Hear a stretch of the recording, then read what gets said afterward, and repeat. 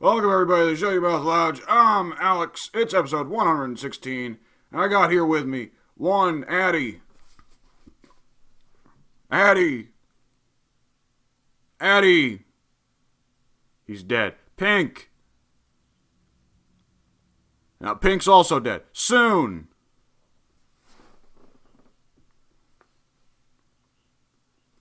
Yeah.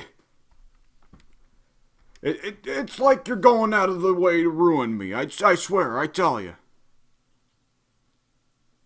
Whatever. Hey, we got a topic today, something to actually talk about, and it kind of leaves Addy out, but I mean, at least it's tangentially related to history, so Addy can at least talk about that. But, so there's rumors that's been floating around for a while that there's going to be another Civ 6 expansion. And you called the leak Runner soon?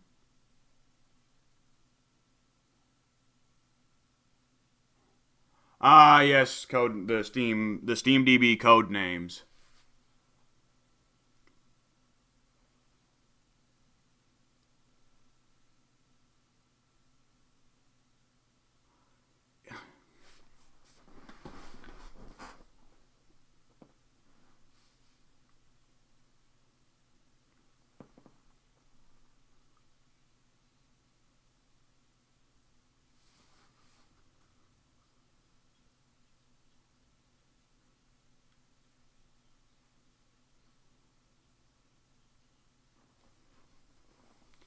Have they just done that without being anywhere near an expansion before? You know what? I asked that question. It occurs to me that all three of us would have started playing like after Gathering Storm even released, so we don't know the precedent.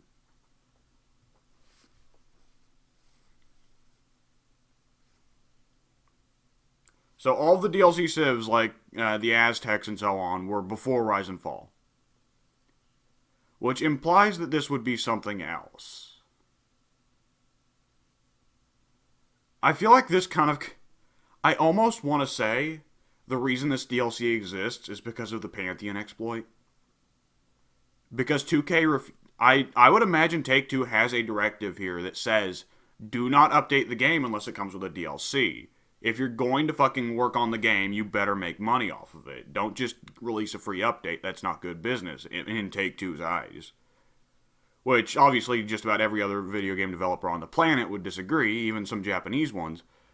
But that is apparently Take Two's policy on Civ, considering they have let the Pantheon exploit exist for how long now? Technically, since launch, it just took people 2 years to find it. But I have to imagine that someone at Fireaxis was like, "Hey, we need to deal with this bug. What if we make a shitty map pack and we use that as an excuse to update the game?"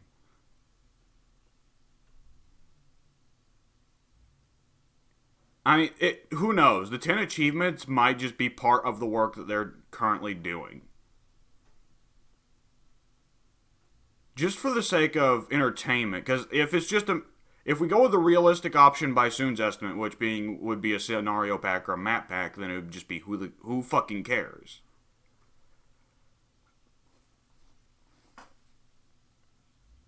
They have, but who's to say that they've already put up all the achievements? If it's on Steam DB, I mean it's still a work in progress. The question I'd have is like the primary focus for features here. So obviously there's the one big thing that everybody says is the biggest weird flaw with Civ 6's system is tourism has no point outside of securing a cultural victory. And I think that's something we've talked about before on the podcast, actually, and talked about during the Civ 6 recordings. But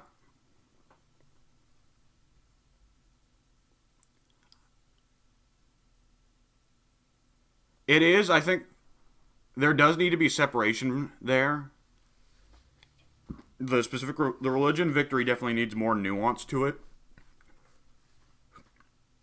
Especially considering the obnoxious ways that it can be countered. I mean, I didn't specifically mean that incident, because there were, to my understanding, there are ways to deal with that. I just didn't know at the time. I mean, the fucking Inquisitors on your own home territory are really fucking strong. But that's just how it is. That they were intentionally built to be that way, and I guess the encouragement was that I should have just built apostles for combat, except that I couldn't attack Inquisitors while they were in a town. I don't know. I remember reading there was supposed to be some way to counter them, and I just don't fucking remember because I haven't played Civ 6 in like 2 months.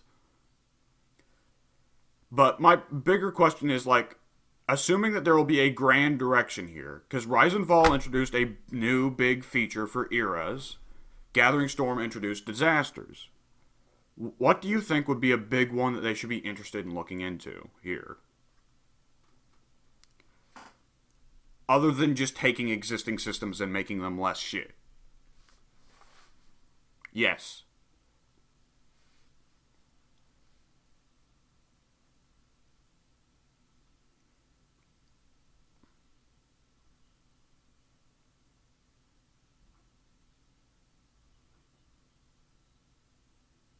Also, very, very poor timing.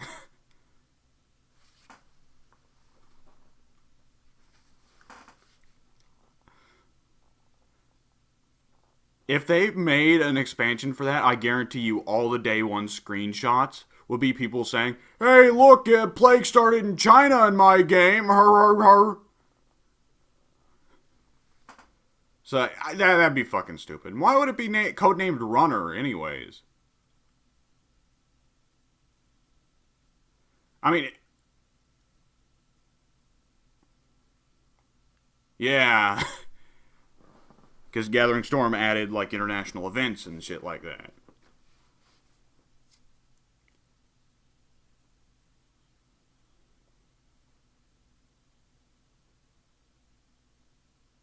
I think that's just what people want. It's not that that's actually the truth. That's just what people are projecting because they want a plague mechanic.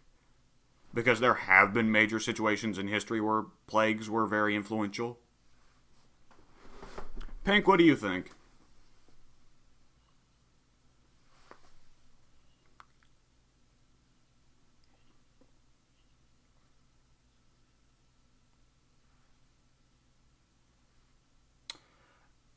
I don't know if that's like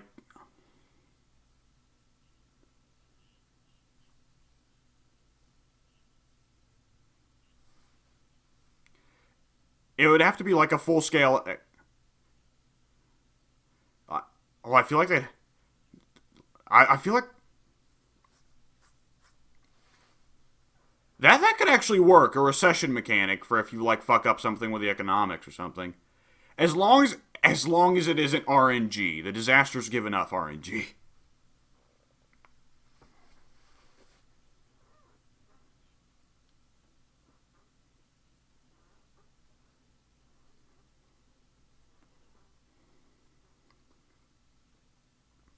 I mean, the trouble with introducing an economic victory is that Mali would become infinitely stronger with that.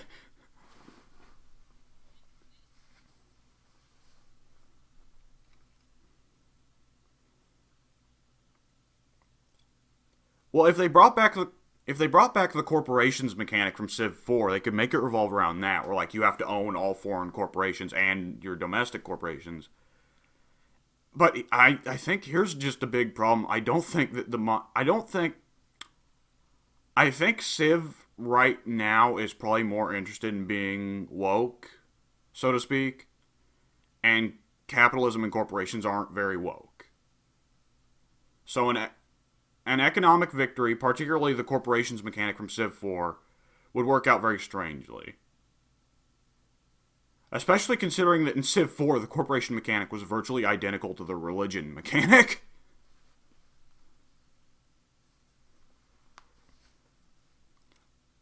Well, they'd have.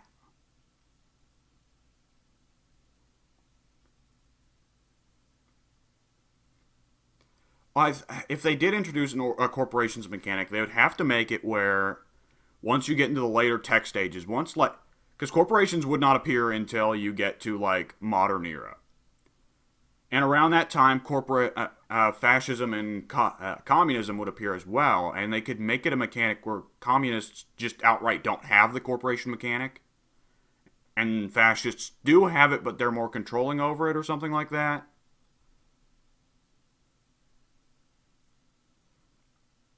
I mean, yeah, you're definitely right, especially considering like modern day. But like corporations, they would definitely be able to hard counter corporations a lot hard easier than capitalist countries. Uh, especially consider. Especially considering that communism and fascism right now are the go-to picks for a military player and not an economic one. It also really changed the late game because then once you get to like the end game government tax, all of a sudden, what's it called? Like the one that's supposed to be the capitalism equivalent for like end game tax. Well, there's one that's like there's one that's like a fucking corporate anarchism or something like that. It's supposed to be the capitalism equivalent. And all of a sudden, it's the one that has like 8 military cards. So very suddenly, capitalism goes from being the good guys to being the bad guys in the end game. And that would change things entirely. Which, you know, that's definitely a political statement on the part of someone there, but whatever. It's not a controversial one.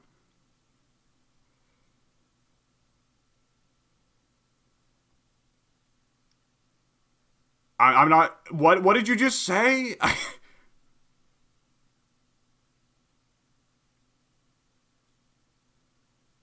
Well, what they have is I remember distinctly that there are 3 government types you can choose from in the very end game.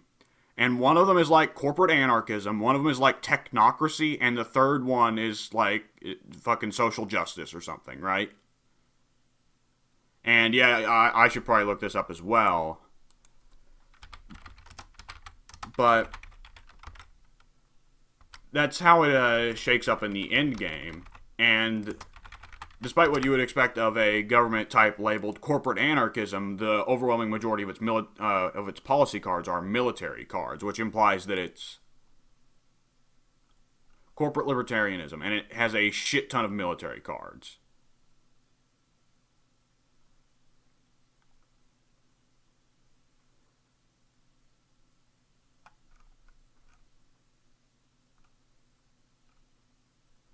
Well, it's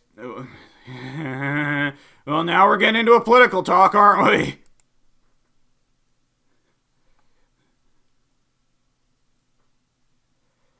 Well, it's you know modern political schools of thought, and you know that's how it is.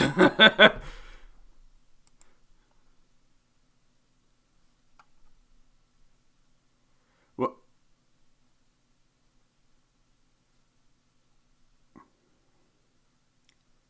well, it's an association of libertarianism with right wingism, and right wing is association of right wingism with fascism. So therefore, it's kind of a like association that they're of the same vague flavor, therefore they must be identical or something like that. Well, hang on. There's also something you're leaving out here. It doesn't just say libertarianism; it says corporate libertarianism. So I guess the implication there is that in that government type, corporations replace government.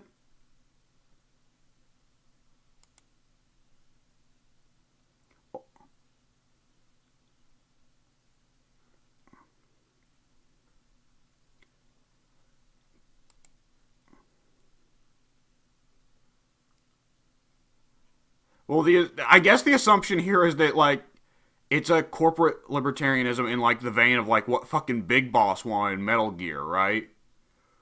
Where governments are gone and it's just all corporations waging war on each other. And you can tell we're getting into realistic future possibilities when we bring up fucking Metal Gear.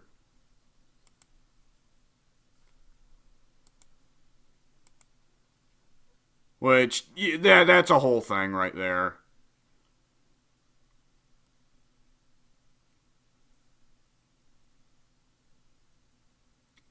Yeah,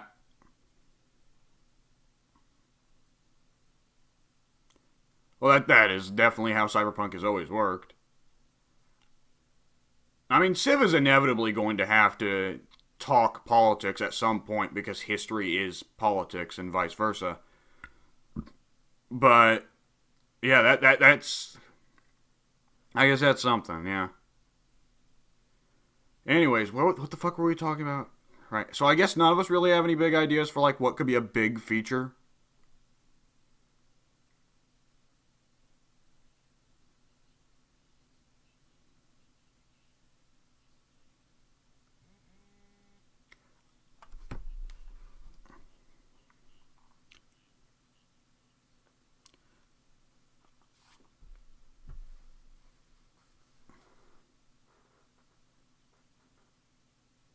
Science actually isn't as strong in Civ 6 as it used to be.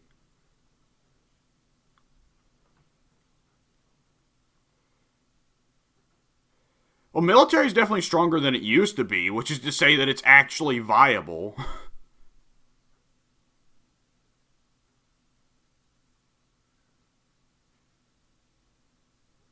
I thought. You suck at managing loyalty, man. I need to fucking say it. You suck at that.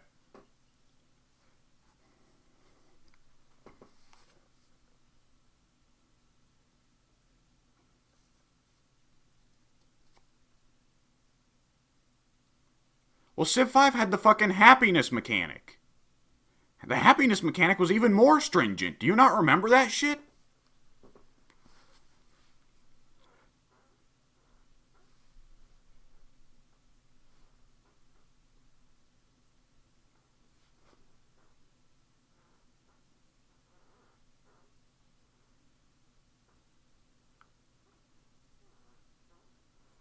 Well, fucking get the Limitani military card.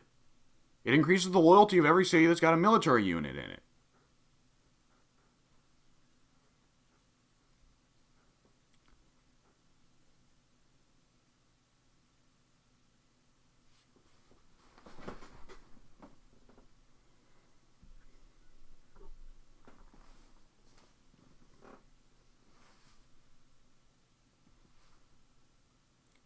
Well, if you're putting a fucking deep strike into the center of enemy territory, then yeah, you're not. It's not going to work. It wouldn't work in real life either.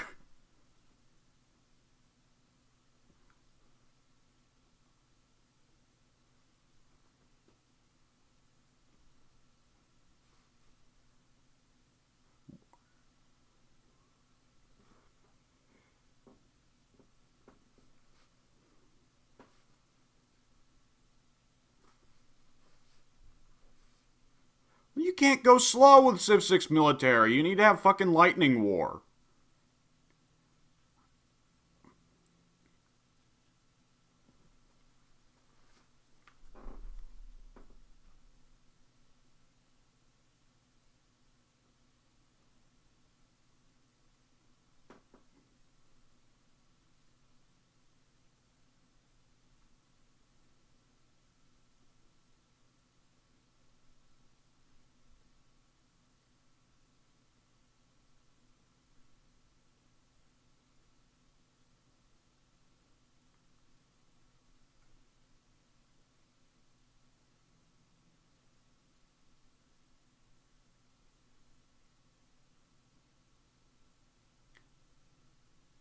Well, raise the French cities rather than occupy them so you don't need to worry about them exerting loyalty pressure. As for the Incans, you probably have to declare war on them. Alternatively,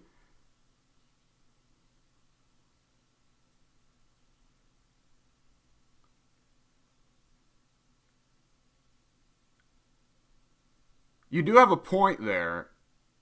However, you were using the Limitani cards. You were building monuments as soon as you took the cities.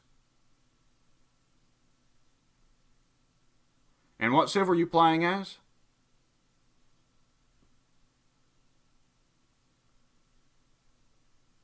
You did put governors in the newly captured cities, right? And Amani, who gets extra loyalty bonuses.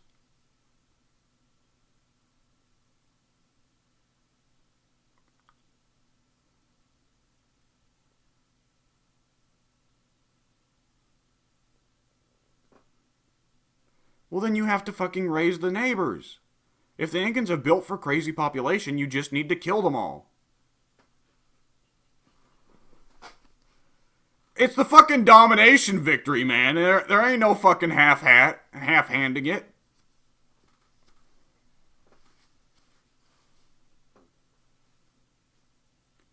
We'll raise the Incan cities first.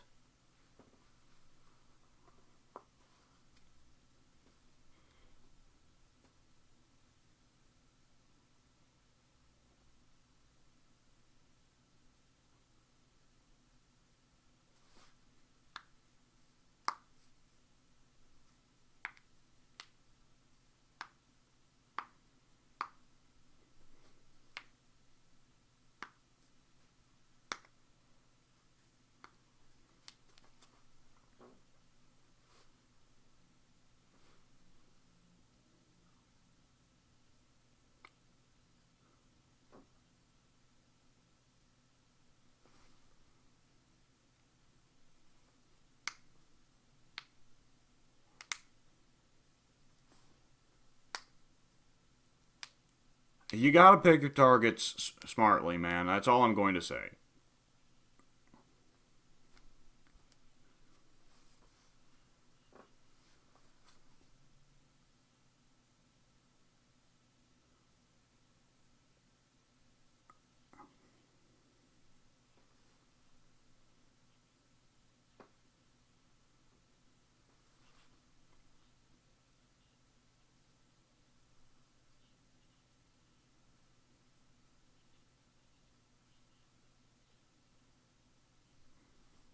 The science, the science victory is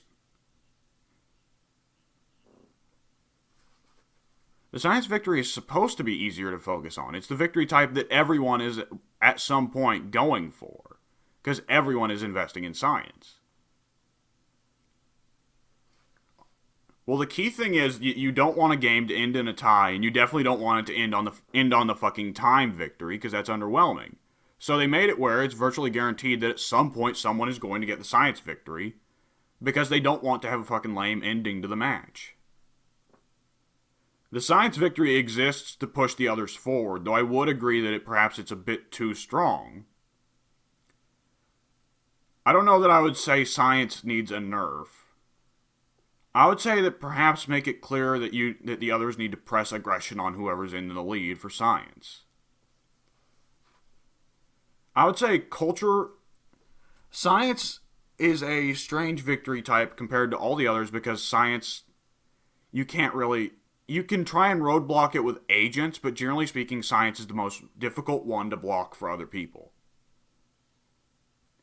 Because if it could be blocked, then people could just stalemate each other until fucking 2500 AD, when everyone gets the time victor. Whoever has the most score wins.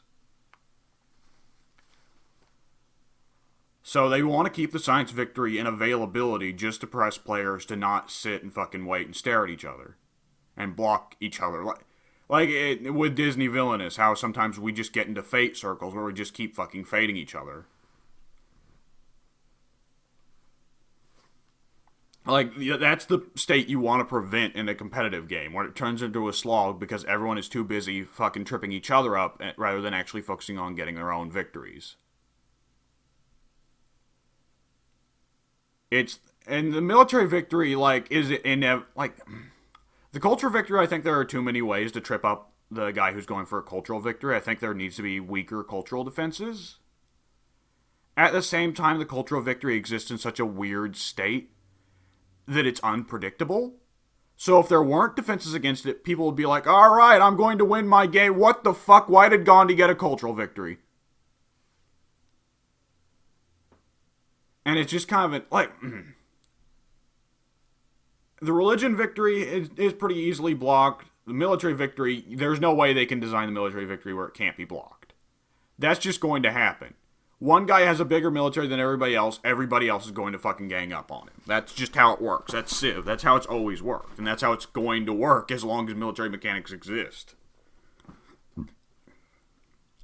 The tall poppy gets cut. And diplomatic victory is honestly the same as the military victory. You don't want to take the lead because then everybody gangs up on you. Religion victory and cultural victory can both just be very sneaky, which is why they have much more obnoxious defenses, I guess. So the science victory is there to press you to say, like, hey, this guy's taking the science lead. We're not going to be able to beat him. We need to try and press for one of the other four types.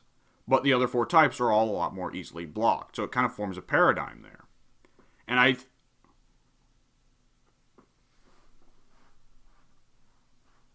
Right, and the question then being with science, though, what do you do when someone has the science lead and they're not going to lose it? Because yeah, I was about to say, because that's not a worry in multiplayer, because the AI is too stupid to actually get a good science program going, and they usually invest in military first and foremost in all things. But in a multiplayer game against people who actually don't suck at the game, like, that's a genuine worry. If everyone goes for the science victory, well then shit, it's just going to go to one person who picks up the science lead, and it just keeps stacking. Which is why the other four victory types exist. The problem simply is that the defense against the other four victory types right now are a little too strong. It should exist in balance, and it's not balanced right now. If they slow down the science victory, then it's going to bring the game down to a slog. So the answer is not to nerf science, but to just buff the other four victory types.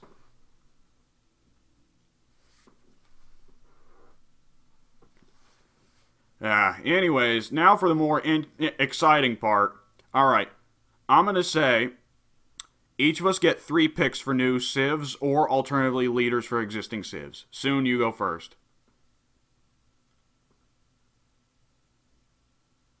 Yes. I'd really want to see the Civ 5 Mayan thing about getting new great people once every Mayan calendar cycle here.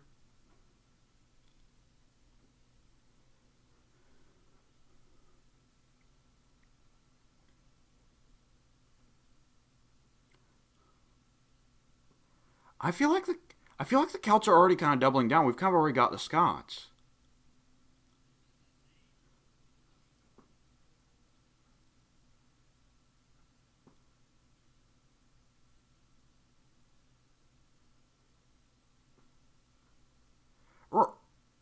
Right, but it would bug me if the game had both the Romans and the Italians.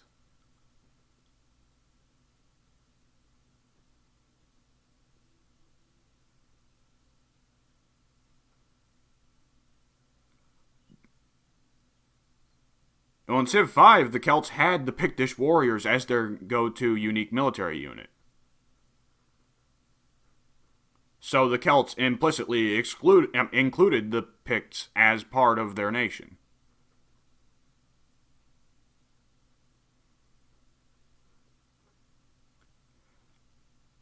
The Celts have been done before in Civ 4 and Civ 5, and I just didn't find them terribly interesting. I feel like the Scots fill our British Isles non-England Civ requirement. Why not next game they go with fucking Wales, huh? Yeah, our Civ bonuses are for hills and sheep. We've got a dragon on our flag, though, so that's cool. Also, all of our city names are unpronounceable.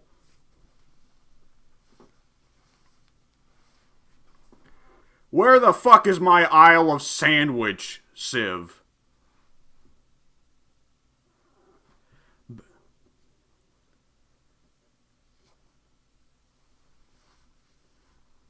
Babylon could be a fun new one, but the problem Babylon has is that Babylon is top tier in every game. Because every game they are the best science faction.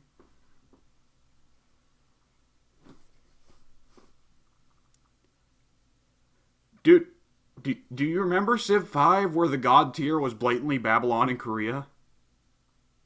Both of whom were launch DLC for Civ 5?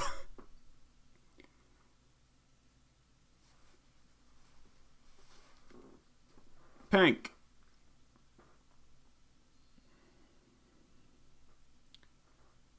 Well, I guess as long as we're going with modern nations, yeah.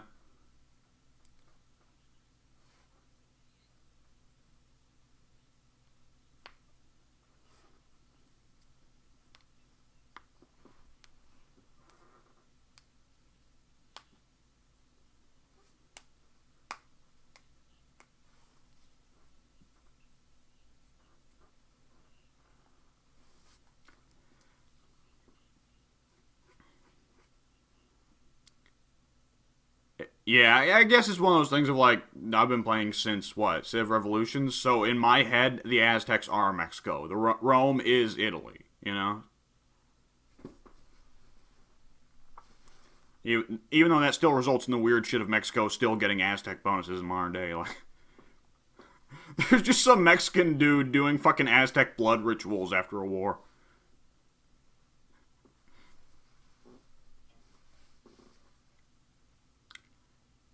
I don't think Italy's ever been in a Civ game.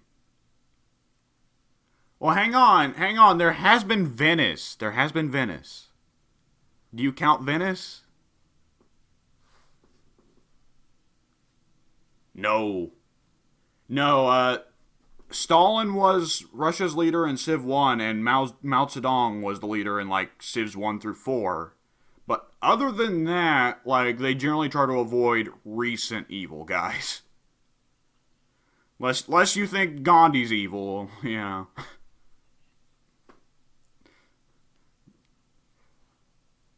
That's still one of my favorite gifs on the internet. Fucking Gandhi doing the heart rip from Mortal Kombat, and they just have Civilization's logo overlaid on it.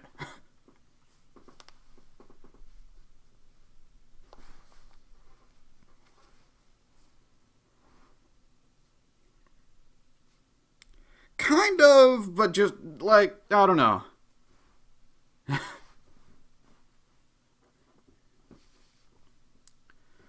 I mean, Venice counts as Italy in the same way Iroquois counts as America.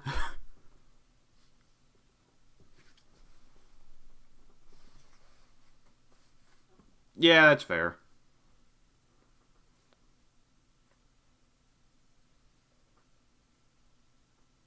He said Mexico, but he didn't say the other two.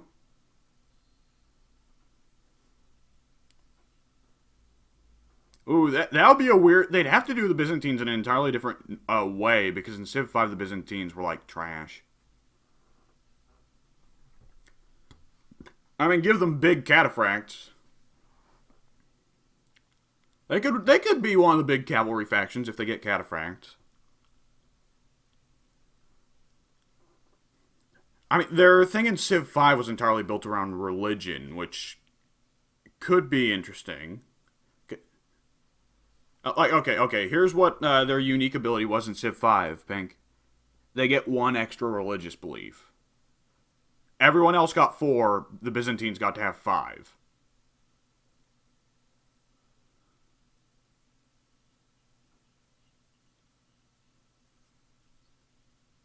There are some of them, like Scripture, that are just positively fucking insane. Like, if it weren't for the existence of Inquisitors, Scripture could give you the religious victory without you even being aware.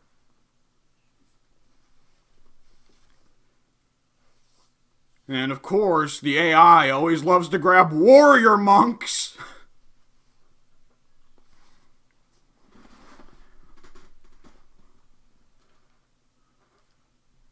Because the AI is too stupid to use Inquisitors.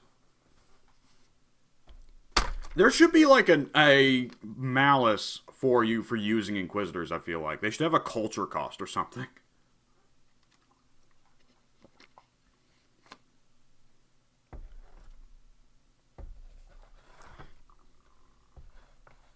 That's true. Well, the thing was that it was your holy city was your capital.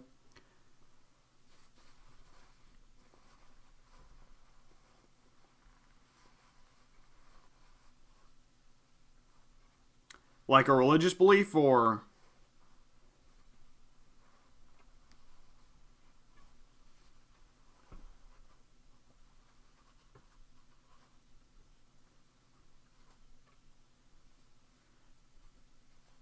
You did build a very, very strong religious defense game because every city you had was in... Like, not every, but most of the cities you had were in close proximity to your holy city, which meant that they all got crazy buffs. And in order to get the religious victory, you have to have over 50% of every city in each civilization. So your civ was just religiously impervious.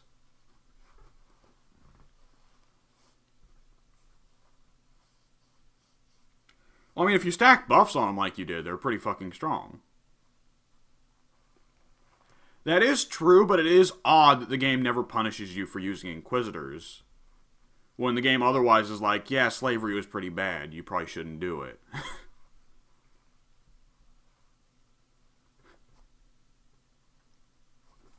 I mean, Spain fucking specializes in Inquisitors. Spain should be spamming out Inquisitors constantly.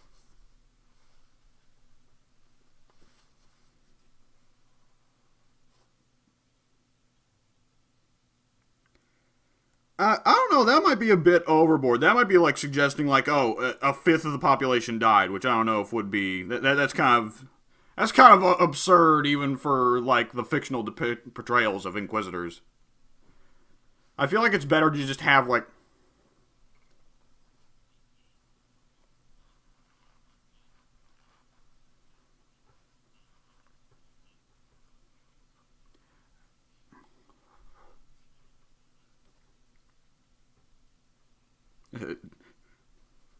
Yeah, don't even know when their door's gonna get kicked down next. uh, so Byzantines in Mexico. No, Armenia. Armenia. That is an interesting one.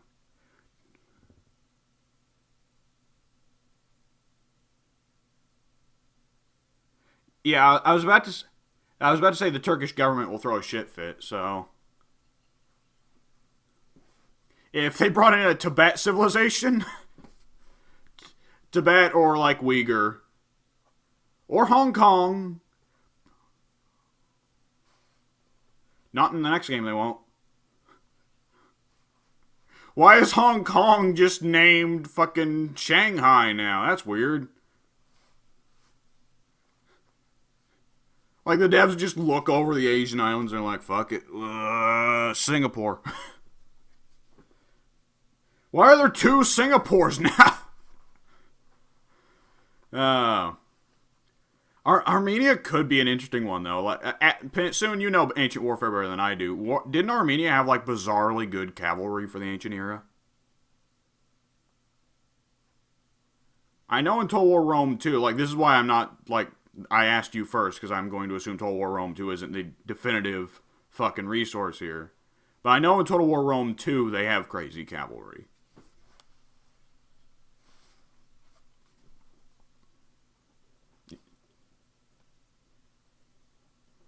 Yeah. Oh man, what if they? You know what? I'm just gonna pretend I didn't have that thought. Anyways, the I was going to suggest something stupid like make it where the Armenian cities are like immune to Inquisitors or something. If you try to use an Inquisitor on an Armenian city, then you just take diplomacy point damage.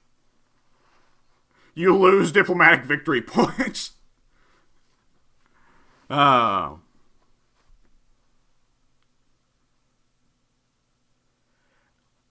Well, I mean, if it just outright costed you a single diplomatic victory point, that'd actually be pretty interesting if you could spend diplomatic victory points in other ways. Because there are a lot of cases where you're going to develop like 15 of them and you're not going to use them. And if you get any higher than that, people are going to start deliberately causing you to lose them.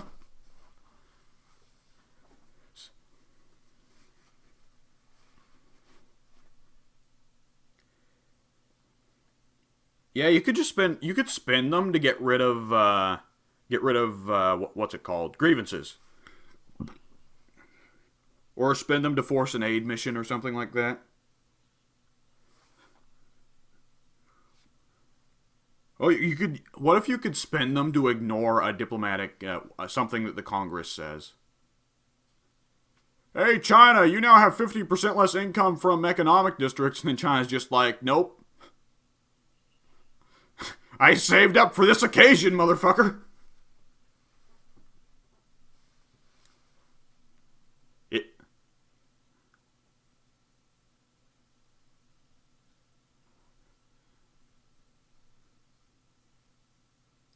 I mean, diplomatic victory is like religious victory where you can accidentally grab shit.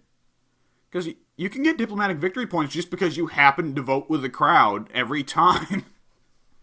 Like, whoops, okay, guess I'm leader of the free world. I don't know how that happened. Uh, there definitely needs to be more nuance to a lot of the victory types. Culture and diplomatic definitely being the most in need. Military types, I don't. What if they made it where if you bomb a city with artillery when it's got like one or two population, it just raises the city from a distance? Because you can already do that with nukes, but you can't do it with artillery. Like you just pull a fucking Dresden, right? Which obviously that's horrific war crimes, but that's the domination victory altogether. So like that's the every fucking Civ 6 domination run, right? Like you're midway through raising a bunch of cities, and then it's just that fucking clip of the David Mitchell in the Nazi outfit going on, "We the baddies." Oh man, and Addy has not gotten to say anything for the last fucking 40 minutes. Oh, fuck that.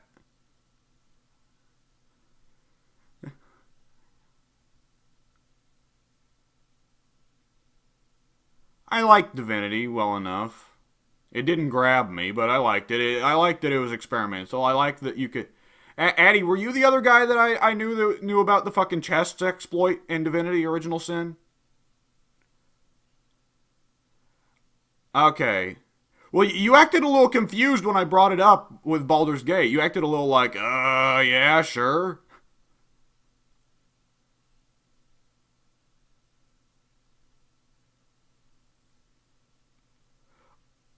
I didn't expect you to know. I was just fucking shitting around.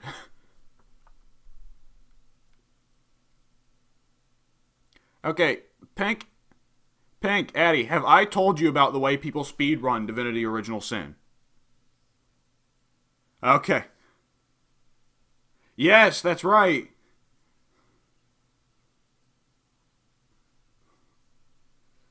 Right, yes. Oh, man.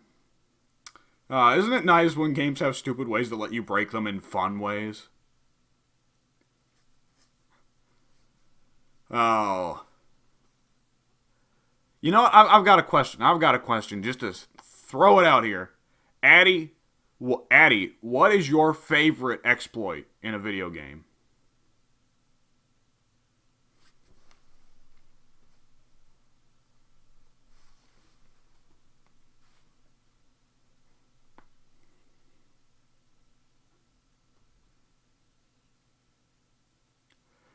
I meant exploit as in breaking the game system. It's not literally exploiting people, but okay.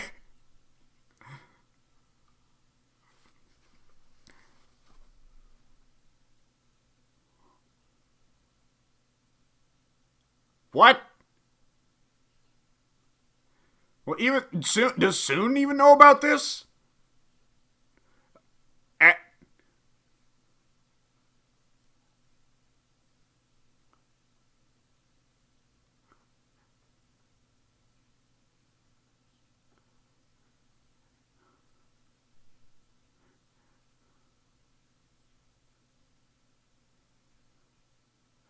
oh, so that one tutorial planet, I assume, just provides free money and won't like revolt or shit itself or anything because it's the tutorial planet.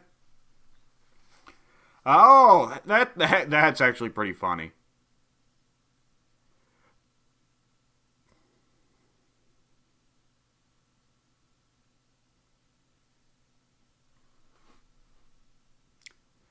I assume at some point in this story you were going to get your sister pregnant or something. That's how a lot of CK2 exploit stories boil down.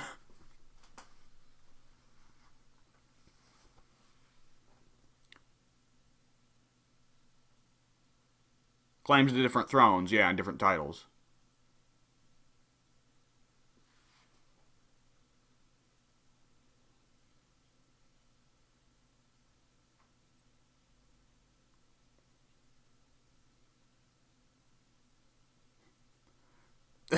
Well, hang on. You said absorb them and then their title. Do you like absorb the person like fucking, like the fucking blob over here is become one with me?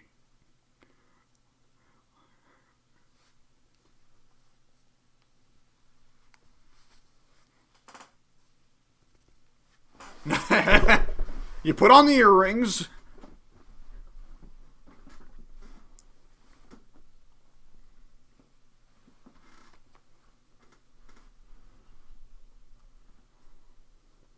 Oh, right, okay. So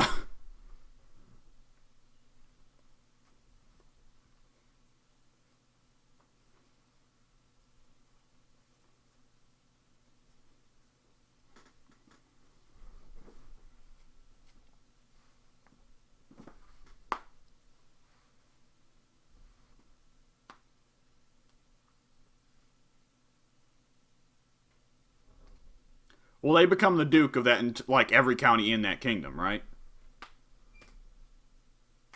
But they're like a sub king, and you're the dom king.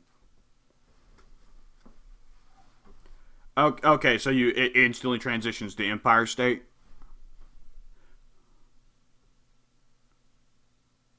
It only works if you're the emperor. If you're an empire instead of a kingdom.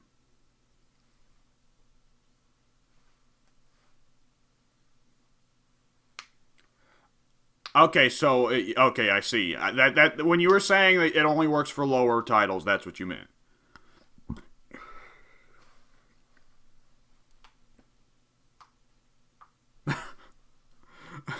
I was about to say like you're just this small shit duke, but there's a hobo who wanders in who's distantly related to like fucking Caesar or something. It's like, all right, I'm gonna press that claim, and I'm now the Roman emperor. That's the kind of exploit I was hoping for. But now what you just said sounds pretty reasonable, honestly. That's some real world exploits right there. Come on.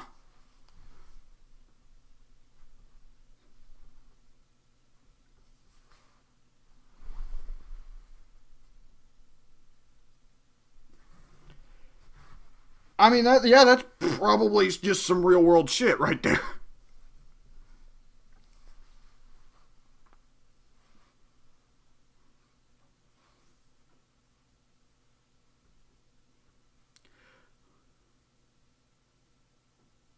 But it is paradox. So as soon as you wrap up your CK2 campaign, it transfers over to Europa Universalis.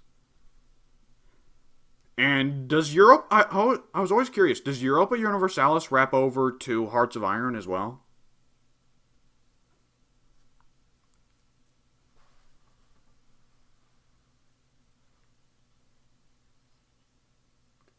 Oh, I see. And also because EU4 is the notorious dumpster pile for Paradox.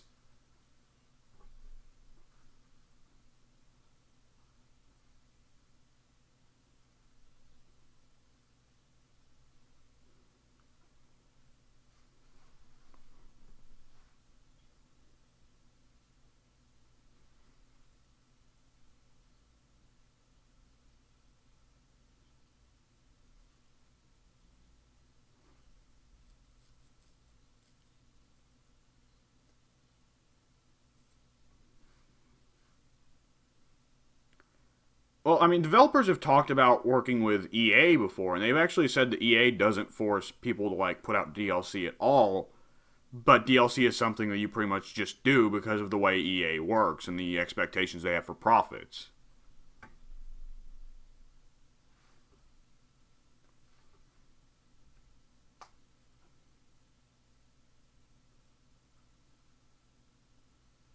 Yeah, absolutely.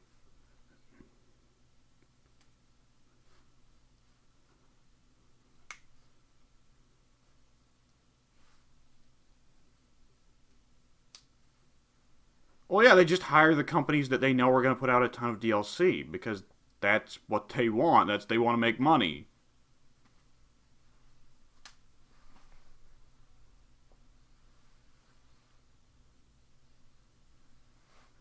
So when they hire a development studio, they replace the director. Yeah.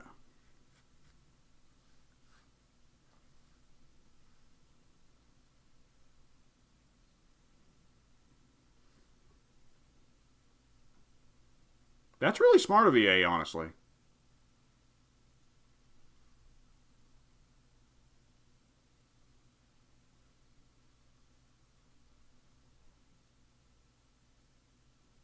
That's really smart, actually. because most people are not going to look into this finer details. I don't. But other than that, Pink, what is your favorite gaming exploit? Okay, there's got to be one in at least one of the WWE games, because you play those. You actually do play those.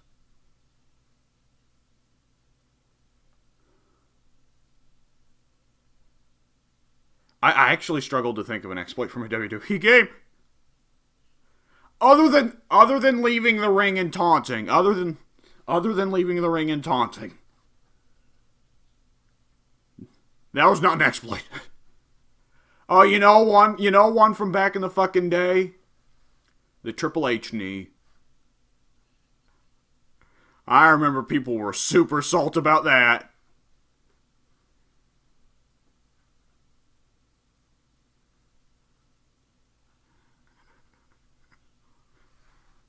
Yeah.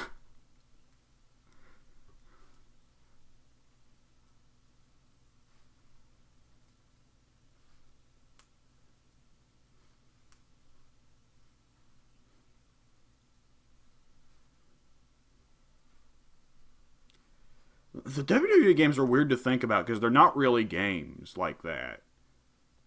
They are. If you try to play them as an actual honest to God.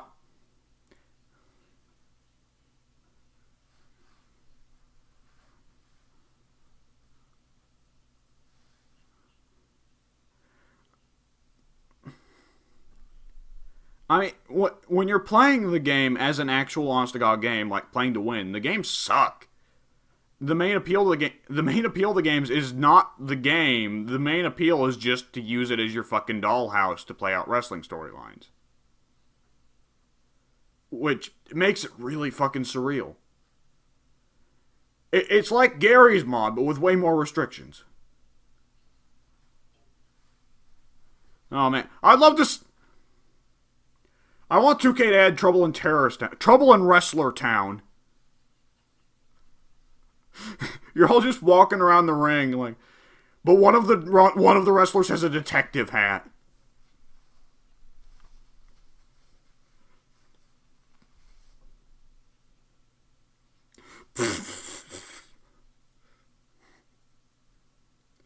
Prop hunt, and one of them is just Jerry Lawler. Yeah. Yeah.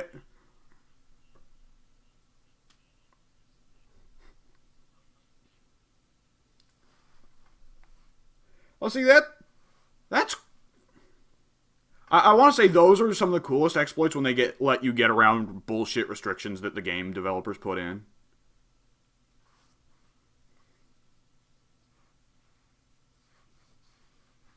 Yeah.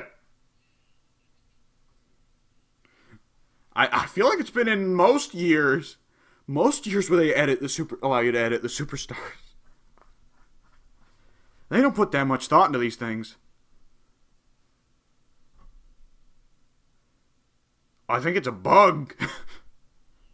It's where people are using the edit a superstar mode to fuck with the faces and take off the luchadors' masks, which allows you to have Ray or Grand Metalik or Kalisto fight without their mask on, and it's their actual honest to God face under there actually fully modeled. Why?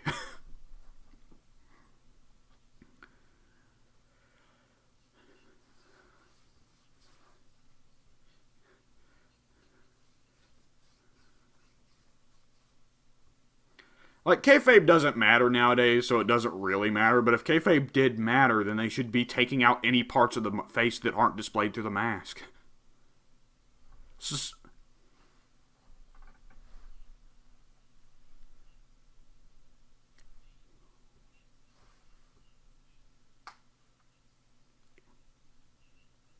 Right, because if they scanned them while they were wearing the masks, they'd probably come out freakish. That scanning tech is fucking weird. Like, wasn't the first major example of it L.A. Noir?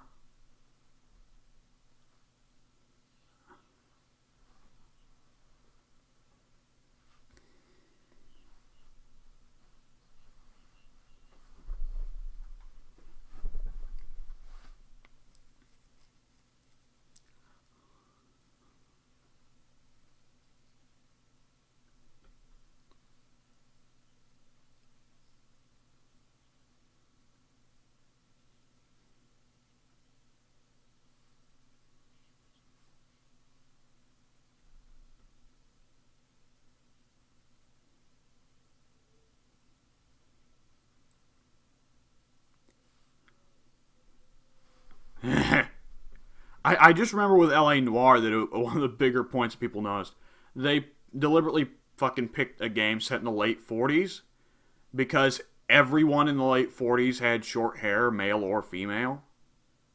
Which was very important because that fucking face scan technology got confused by long hair. So, that cracked me up. I love little stupid limitations like that. Alright. Addy, what's going on the channel this week?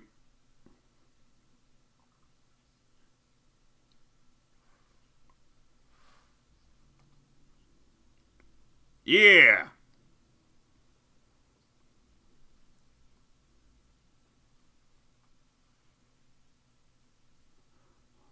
Yeah. Alright, those are gonna be pretty two solid videos, yeah. And I assume nobody's coming out with anything on their individual channels.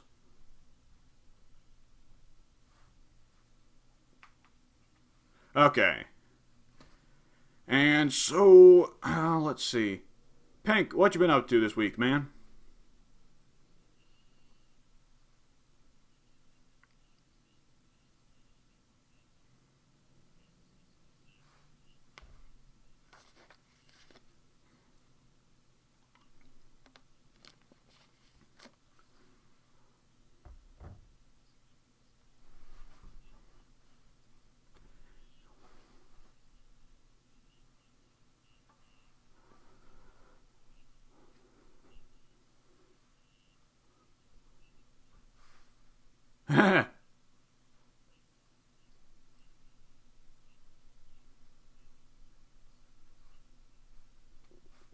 There's no time limit, right?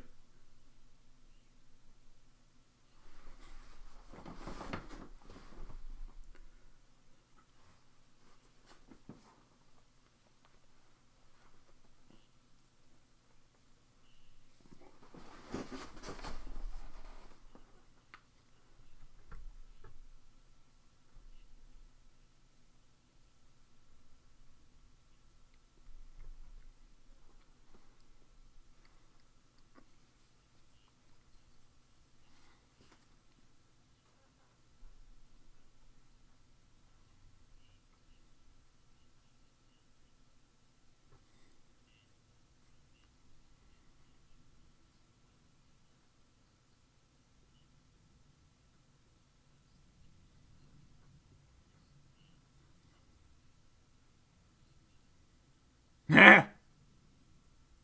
Alright. Alp, if you're not with us, you're against us. Time to go.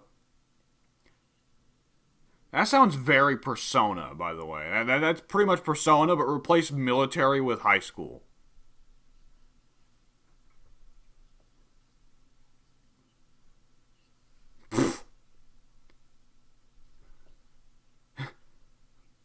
High, high school soldiers instead of high school superheroes. That's what it is.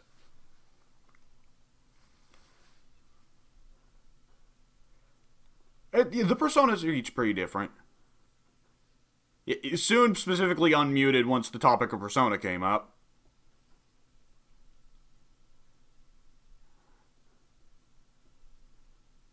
So is that about all you got to say for your week, Pink? Alright. Soon, what you been up to the past week, man?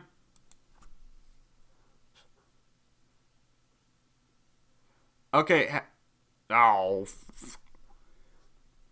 See, I was gonna have a happy question, and then you said that. Have you got to see Mulan in action yet?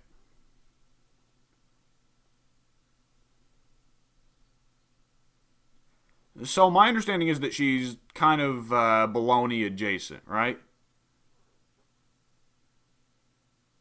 Oh, I saw she had a weapon switch.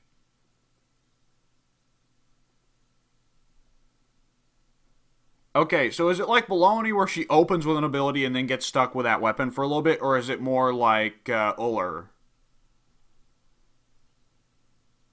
Oh, explain.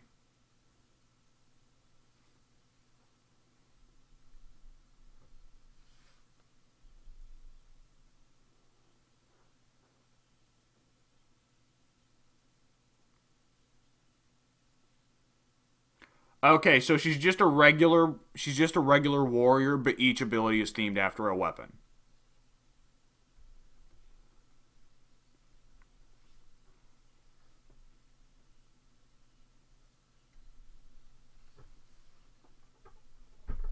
Okay, do you lose those weapon charges on death, or do they retain?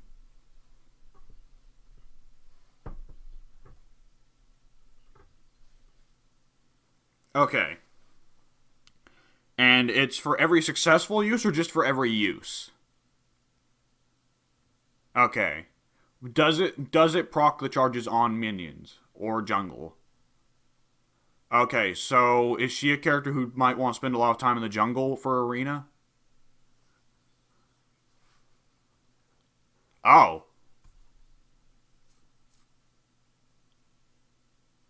Oh, best at jungling out of the warriors or just best jungling god in the game?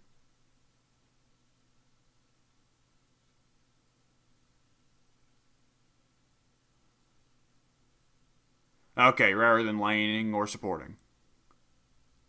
Okay.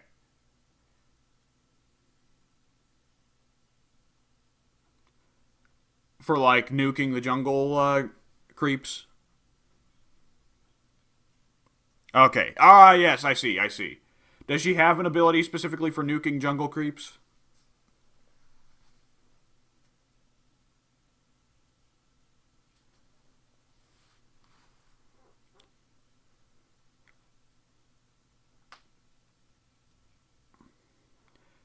I mean, some abilities are specifically built just to get down jungle creeps a lot faster because generally speaking, junglers have the problem of like they can't make as much money in the jungle as they could in the lane because of the distance between the minions.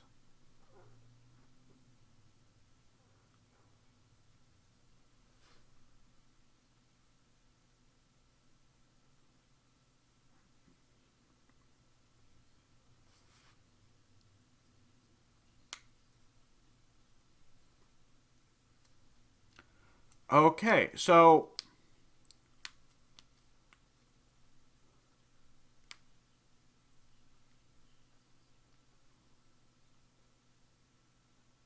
okay, I will try and provide an example from Dota that I know because I don't know of any characters in Smite that are supposed to be great junglers other than Amir, and Amir's a weird one.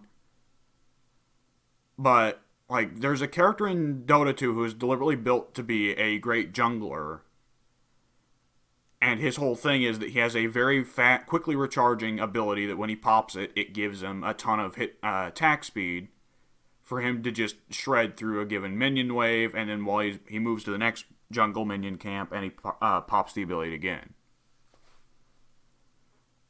So it's not like that where it's designed to help you quickly wipe each minion camp in the jungle so that you can stay up with the gold upkeep. Okay. Is she an assassin or a warrior? Okay. But she sounds very assassin-y.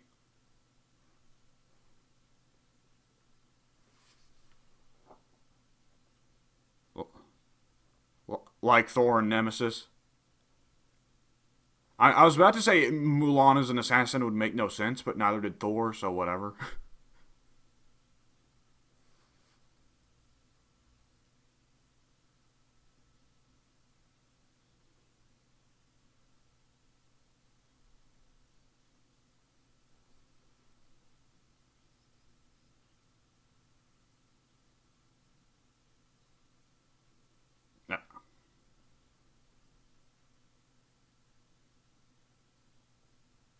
And you aren't invincible?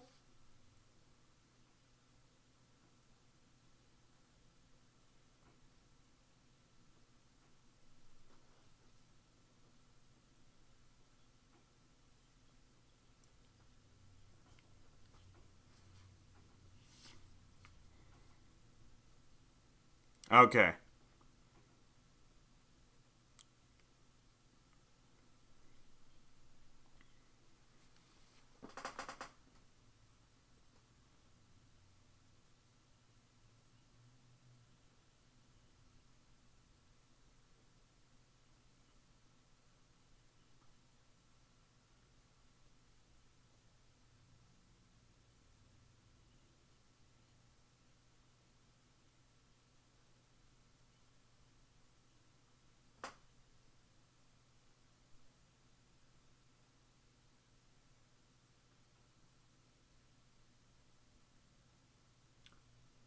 Okay. I thought does Naja not go up in the air with the person he ults? Why did Addy say it's worse?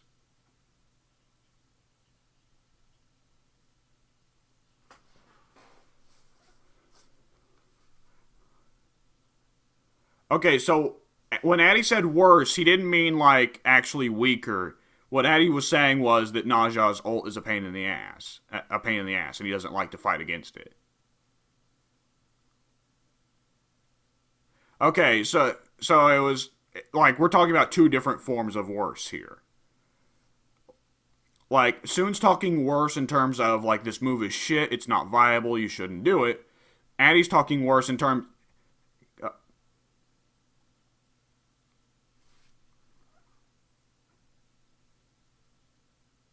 Right. But what you were saying there was it's not good for team fights like you expect it to be, so therefore it's worse in that way. Whereas Addy's worse was this detracts from the quality of the game. It makes this god very annoying to fight against.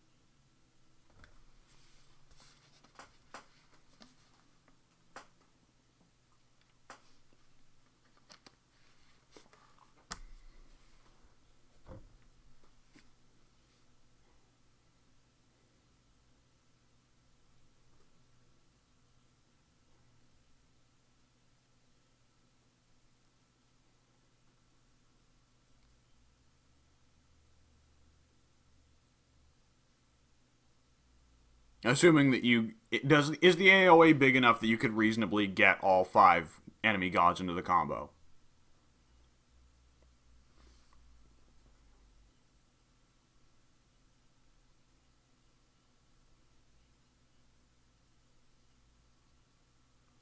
Is there enough of a like a drop on the third phase that whoever you don't single down, the other four can go after you? Okay, that's peculiar. That's very peculiar. Can you not like line them up in such a way that you could hit all five of them with the one hit?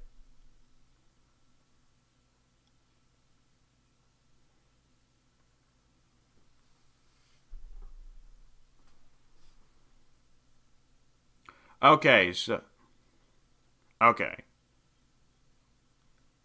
okay.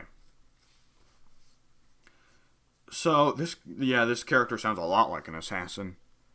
An assassin with a very strangely built ult. Like this ult sounds like it was designed more to look cool than to actually do anything.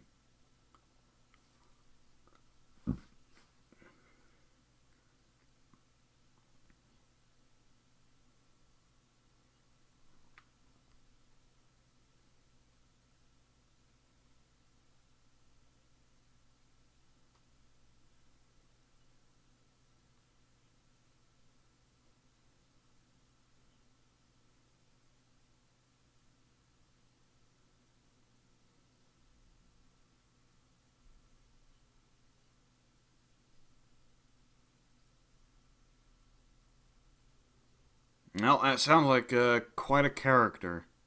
Anything else?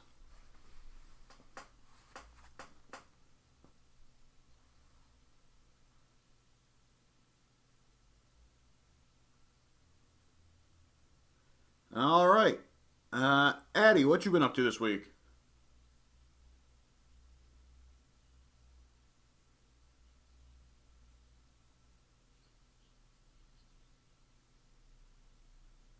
That was we did talk about it, but you didn't finish it.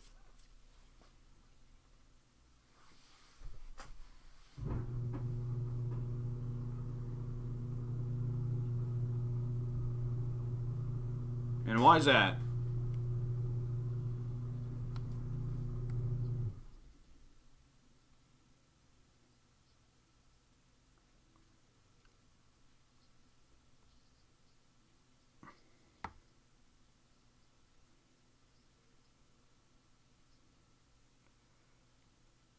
Okay. Who?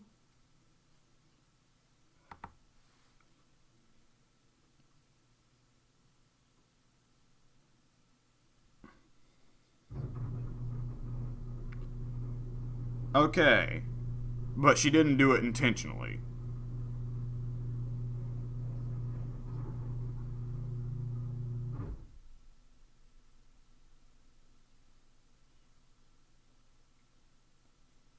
So it was one of those things where God recorrected the thing to make sure it worked out in Haruka's favor. Okay. Though that isn't her fault. Does Haruka have still some traits that can be looked up to though? Does she still try to look out for the little guy? Does she still try to protect people? Despite the fact that she's Kiryu's daughter, basically.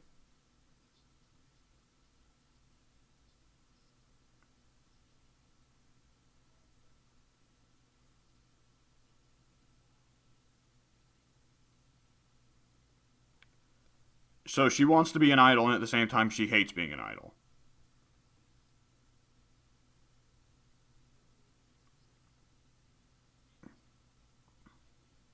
Okay?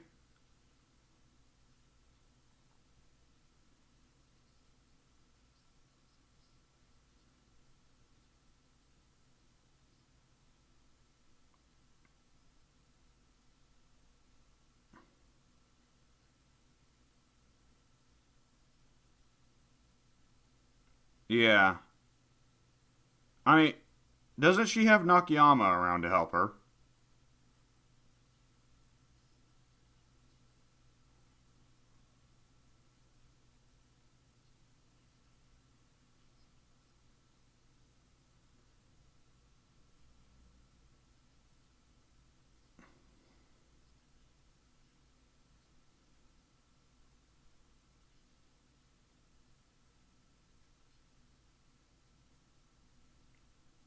Well, I mean, the concert did get a lot of people killed.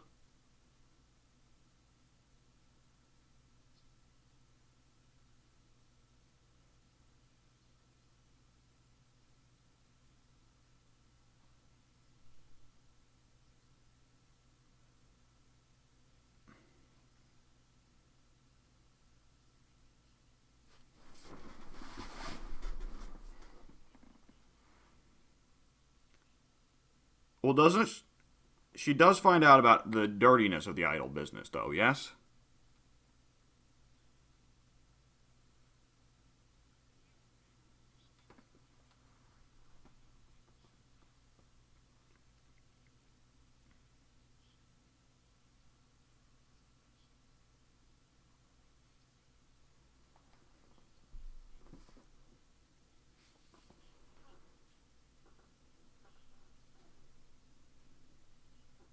Okay.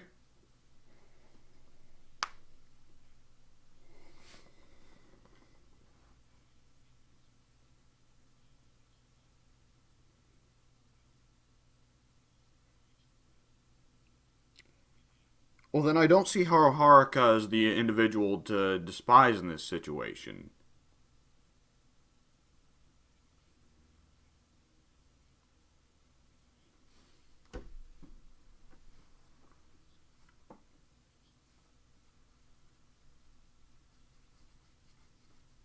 I would say it sounds like more so the problem here is just that Kiryu and Akiyama are babying her. And despite the fact that she's at this point a grown woman, right? Oh, not a grown woman. Wait, how much time is there between 5 and 6? Boy, isn't that suspiciously specific timing, Japan? Uh huh.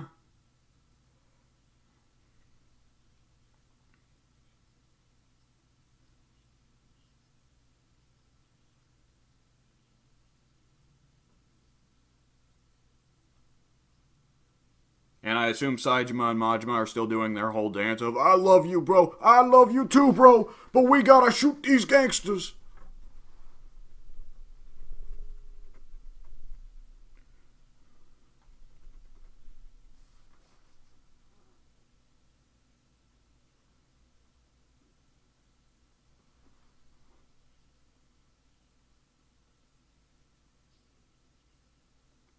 I was about to say, doesn't most of Yakuza 4 Saijima's like, man, I can't believe Majima's dead.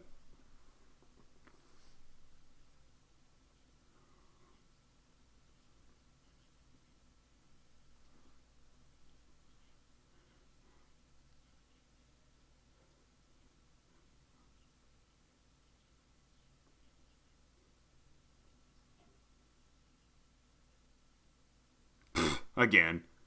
And doesn't 6 start with Saejima going back to prison again?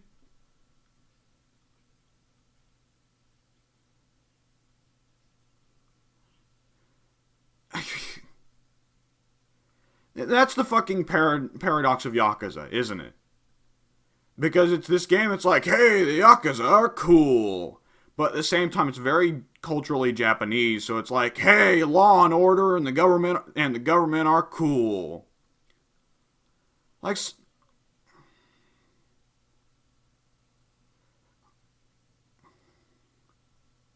Saejima is a much cooler person than 90% of people shown in the Yakuza universe. But he has to go to prison?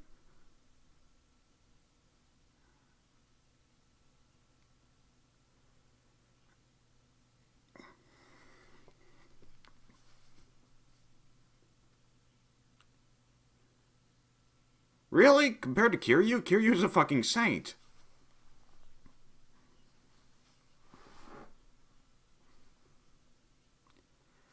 I mean, isn't Akiyama also a big womanizer, though? Oh. He seems like he would be. He's like the sleazebag agent.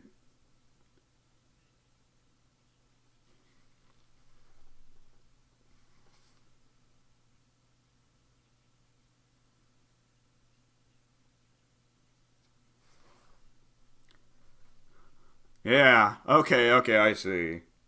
And what about Baseballman? Does Baseballman matter to the story at all?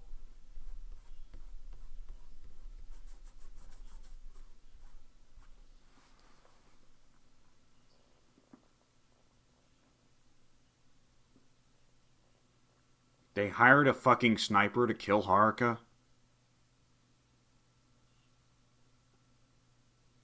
Is this someone who Kiryu pissed off?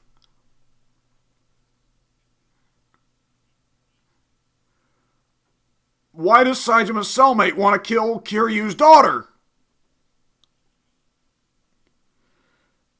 Yakuza's story sounds like a fucking soap opera.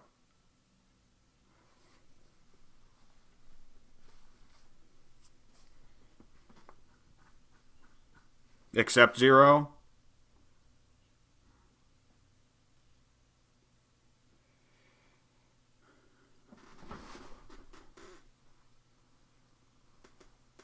I see. Yeah. Yep.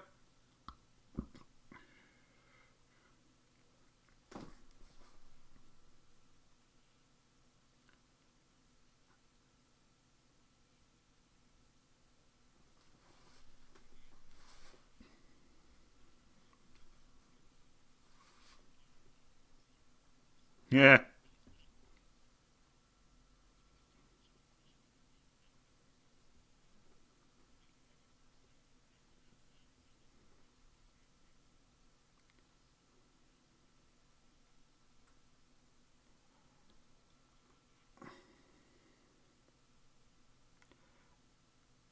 I've got a question.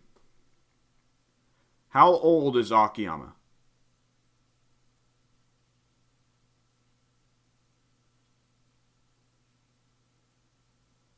Oh, that's stupid. And the new fucking protagonist isn't any younger than the old one. Like maybe if what if maybe it would be smart if like they instead just had where every Yakuza game has a different protagonist. Because they definitely reached the point whereby like Yakuza 6 it was like really Kiryu, you're stuck in this situation again.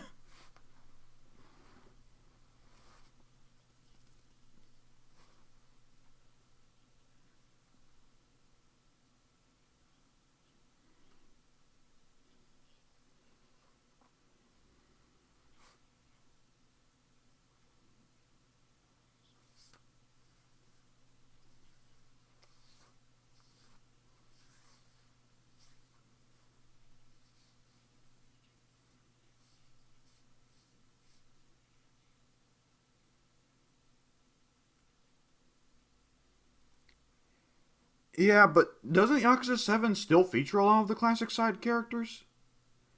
Other than Kiryu and Majima being secret boss fights, I know. I know for certain you can summon some of the classic characters.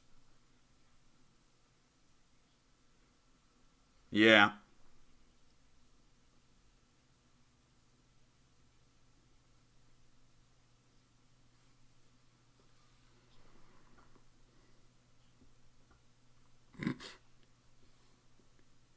Well, maybe 7 starts off with that. Apparently, since magic exists now.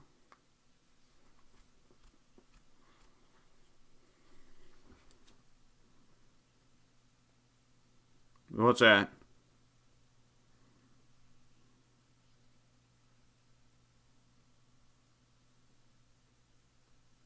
Well, he was inside a refrigerator.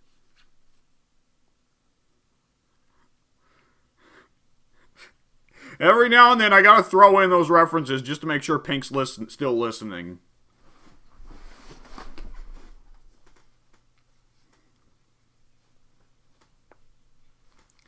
Fuck it. If they died, if there's a rule to fiction, if you don't see a body, they aren't dead. Oh.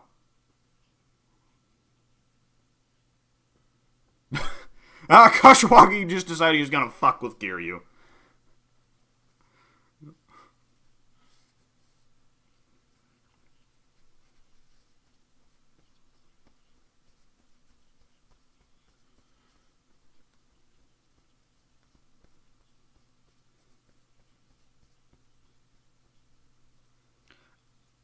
I mean,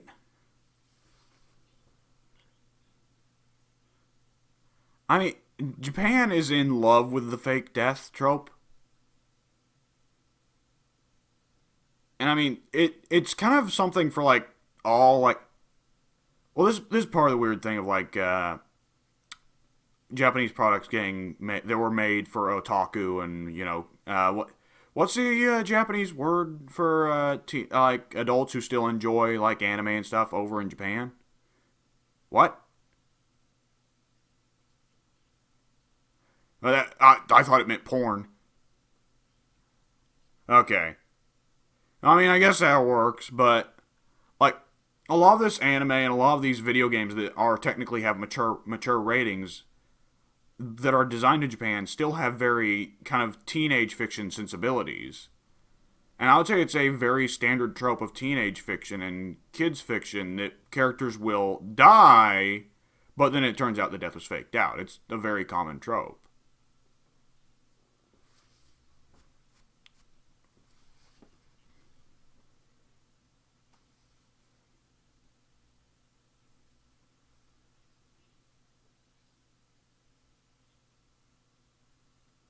Yes. Does Kiryu get a love interest in this one? Because wasn't 3 partially about Kiryu finally getting a love interest?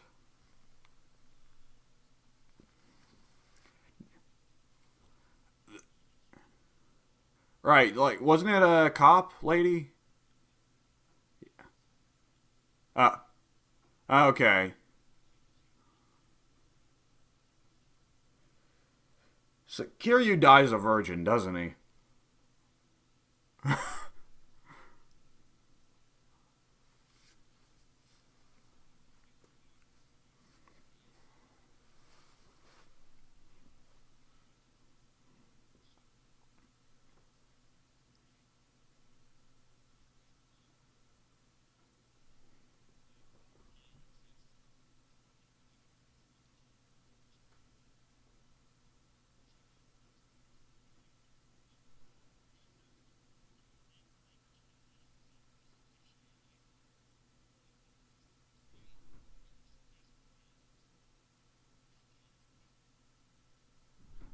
And she gets knocked up.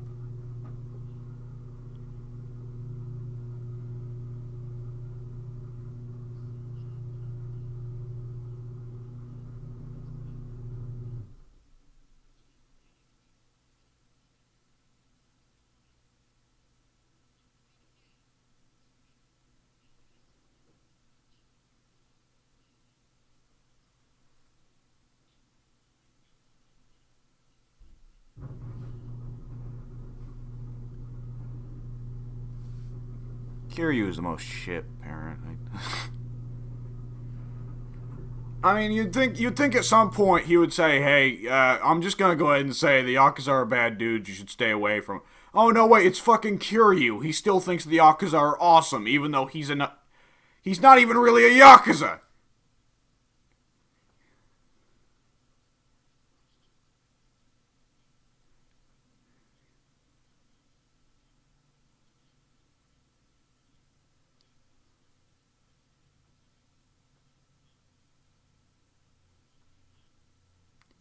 The guy's 45 fucking years old and still believes in that bullshit old idea of mobsters being the fucking saviors of the community.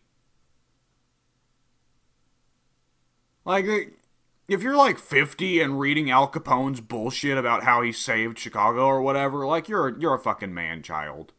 Which I guess Kiryu is, so whatever.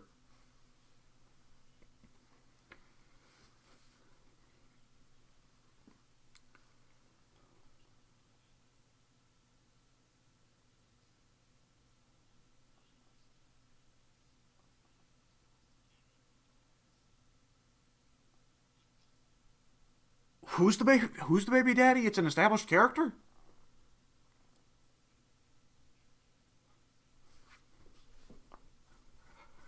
Okay. Okay, I've got a question. How old is Haruka's baby daddy?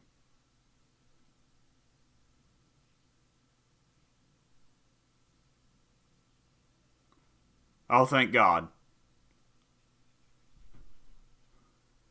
That you always got to be scared there.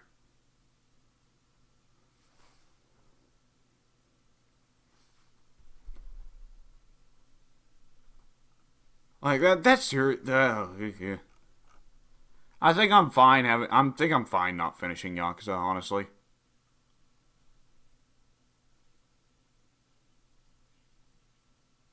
Early 20s.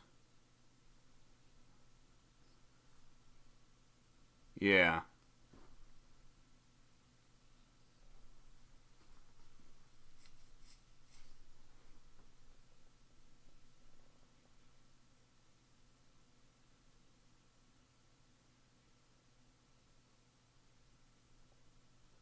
Majima's dead again.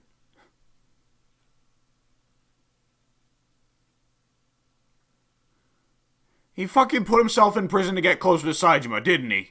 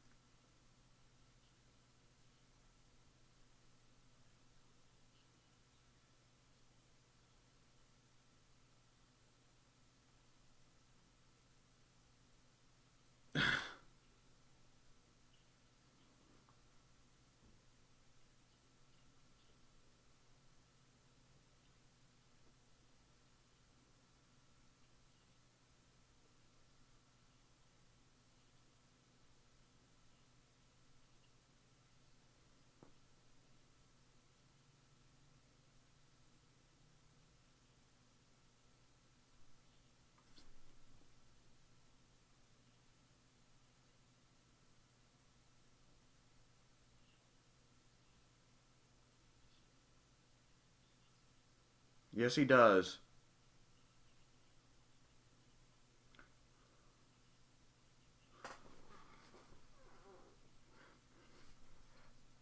That was something I immediately noticed about Zero, was that every fucking chapter had a big twist at the end, and I was like, fuck off!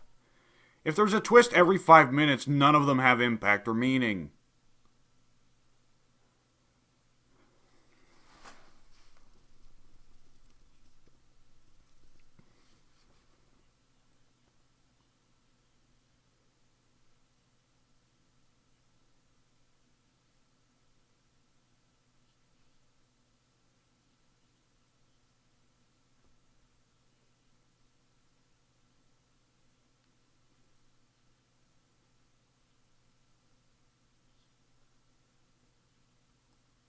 Right, Kiryu can't die because he's the hero. He's Naruto. He's Goku. He's Bleach Man. Whatever.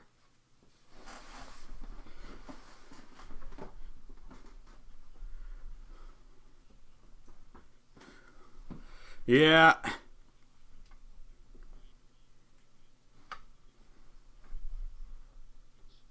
Honestly, Kiryu's been shot in the stomach an absurd amount of times by now.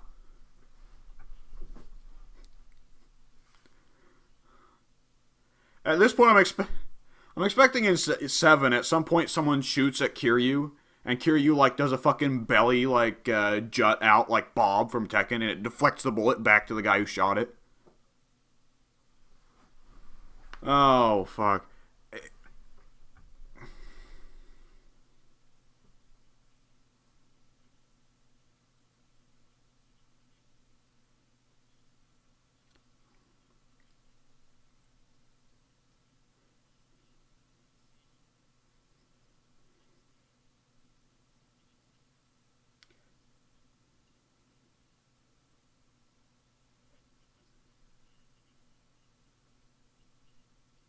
Rascals. What rascals? If Majima and Saitama are in prison, Kiryu's retiring. Baseball Man, I assume, is nowhere to be seen.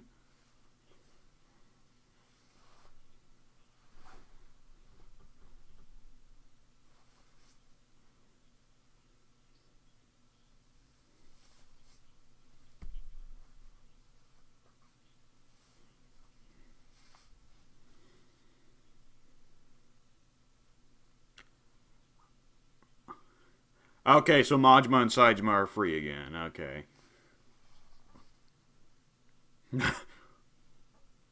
So Saijima's gonna be confused. How do I break out of prison if they let me out?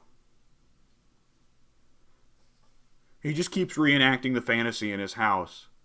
Majima's just smoking outside and he sees Saijima jumping out the window, looking around, trying to crouch and hide in the alleyway.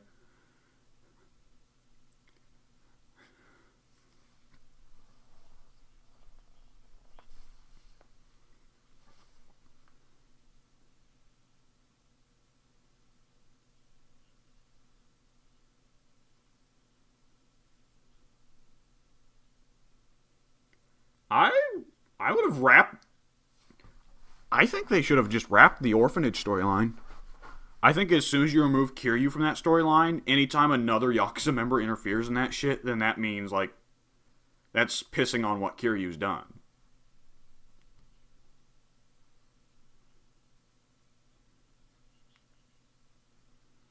Oh.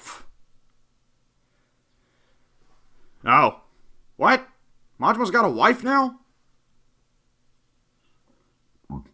Oh. Oh, okay, so yeah, I see. Timey wimey ball.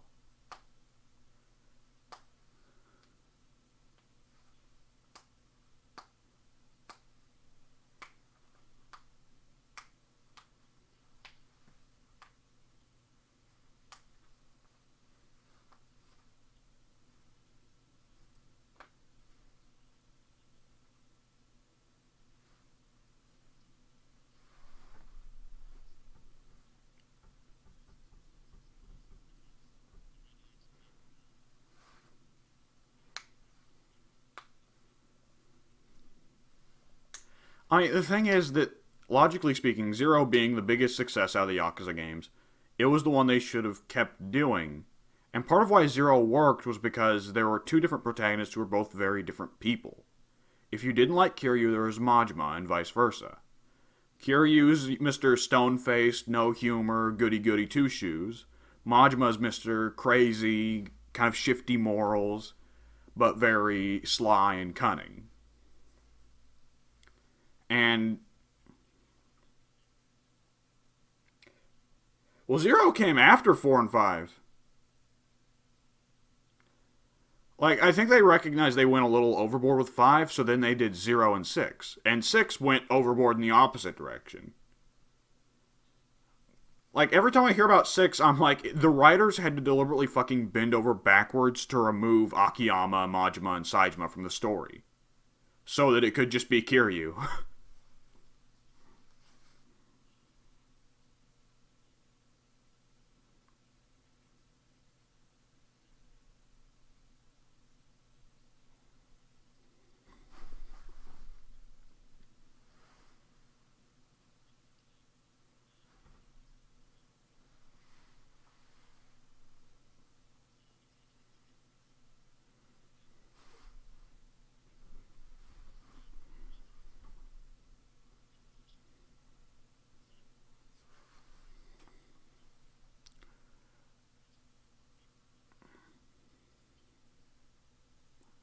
Because Majima runs into the classic problem of he's one of the only people who's actually as strong as Kiryu, and Kiryu's the hero, so we can't have Majima stealing his thunder. The Naruto problem.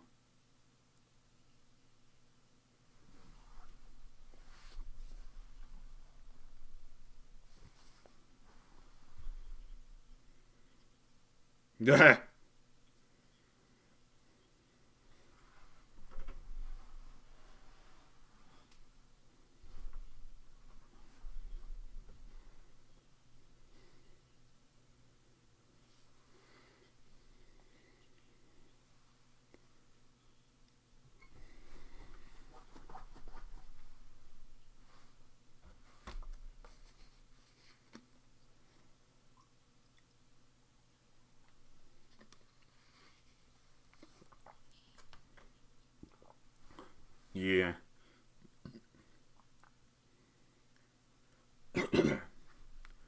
Alright, anything else?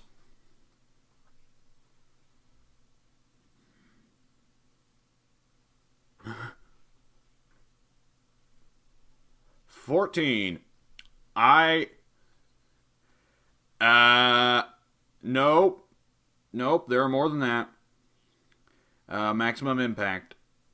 Wait, does Maximum Impact. I think that. No, I think they did count the Maximum Impact games in their number. I feel like they did. 94, 95, 96, 97, 98, 99, 2000, 2001, 2002. The last one that was a yearly title was 2003, right? 2003. Nope, they skipped Maximum Impact. So there are 16 right now, and they are working on the 17th one. With that said, out of those games, 10 of them were yearly titles. However, 2 of the yearly titles were treated as highlights, so we can pretty much ignore all of them except those. So if we narrow it down to just the good KOFs, there have been 1, 2, 3, 4 good KOFs. No, wait, 5. 5 good KOF games. Hopefully 6 soon.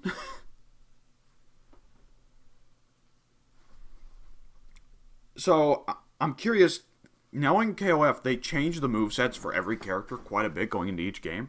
I saw that Ralph lost his command grab. He's not a grab character anymore. Yeah, Ralph doesn't have the backbreaker anymore. It's a Clark exclusive move now. So, for curiosity's sake, were there any big moveset changes to your boys?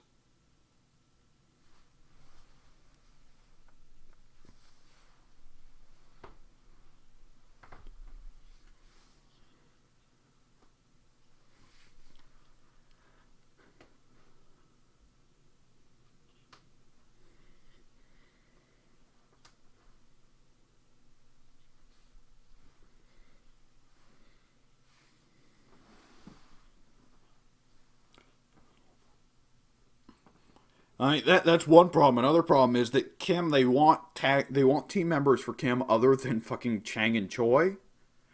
So they always bring in more Taekwondo guys who inevitably have to take some of Kim's moves.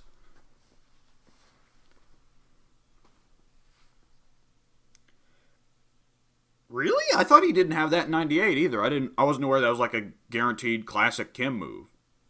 To be perfectly honest,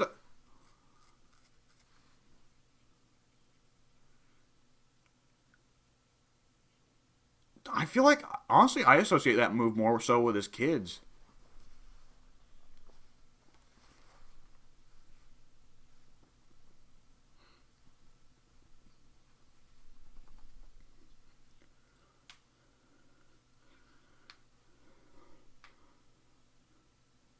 It's not the classic quarter circle back, half circle forward.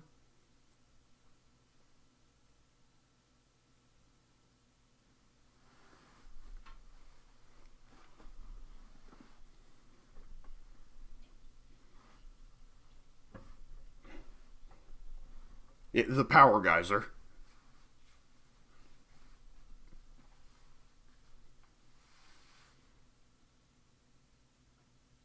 Which is basically a half circle, right?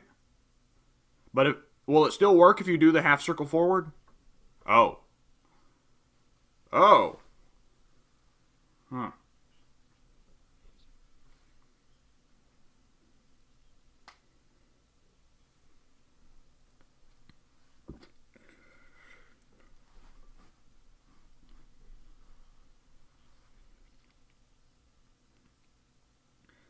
Every time I see the KOF 14 movesets, they look huge.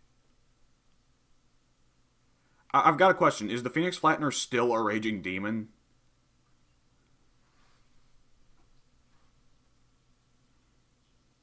Ah, okay. Does he have an Air Phoenix Flattener? Okay, I always liked it when there was an Air version.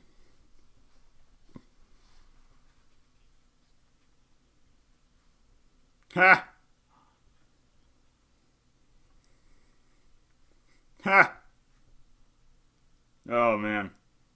Doesn't KOF 14 have a ton of, like, crazy combos?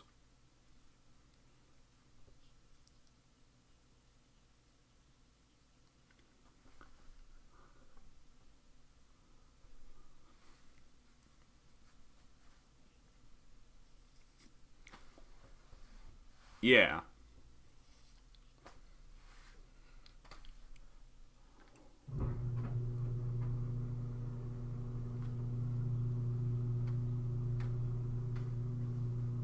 Ooh.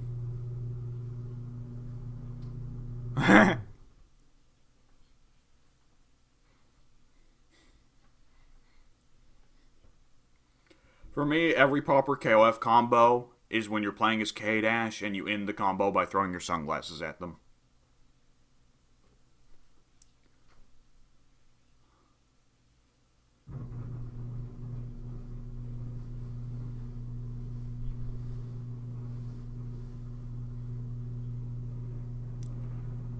I start off by trying everyone on the roster.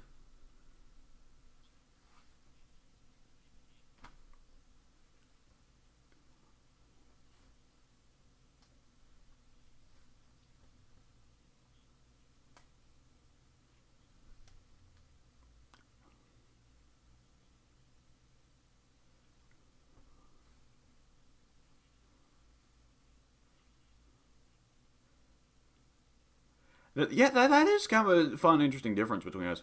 Because, like, if I didn't try every character on the roster, I would never play Athena.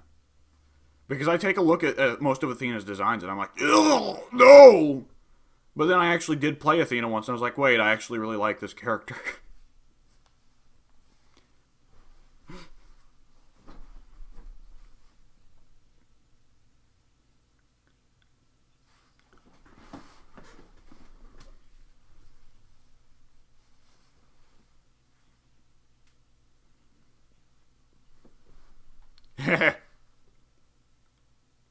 Oh, man. Yeah, there's definitely been cases of characters where it's like, oh, man, this character's look is awesome. And then you start playing him, it's like, fuck that. Oh, poor bastard.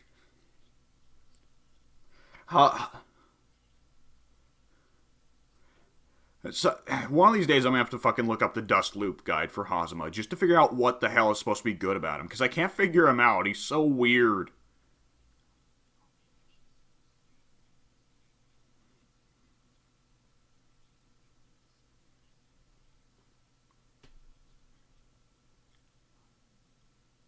But not mid range because holy shit, are Hazama's buttons stubby. He has got some of the stubbiest limbs I have seen in any fighting game ever.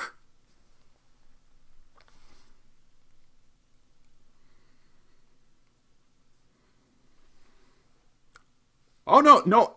When I first checked that button with Ozma, I was like, oh, so this is the combo guy.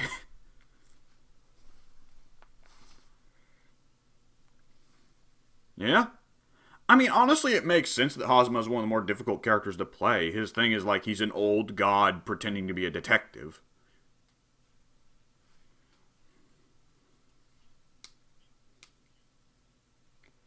Right, so it's like great power being held within a mortal form. So it's like really cool stuff, but you're really fucking limited. You can't just go nuts like you could with someone like Hakumen.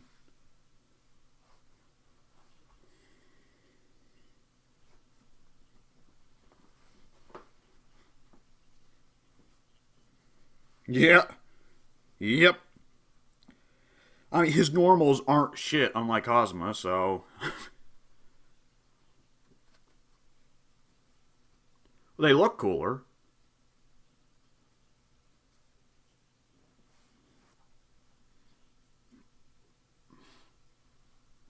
I mean, that's a definite problem, accidentally doing the inputs on moves when they're like forward.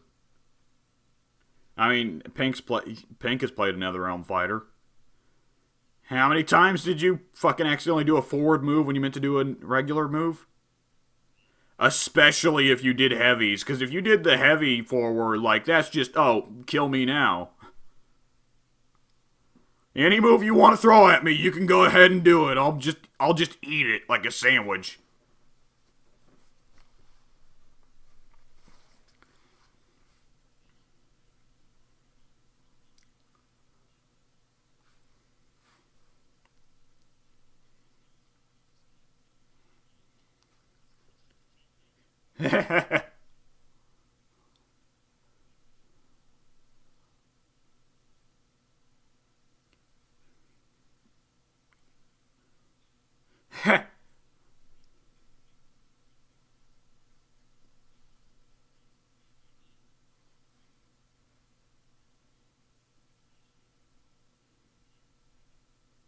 Saishi's never came back and never will come back.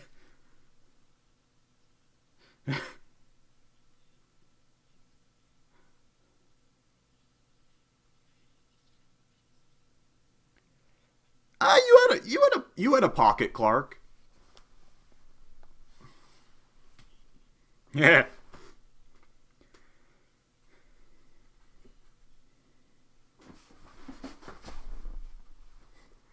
What, you don't enjoy a rolling death cradle? If one of us ever pulls off a rolling death cradle in Tekken, it's the end of the fucking world.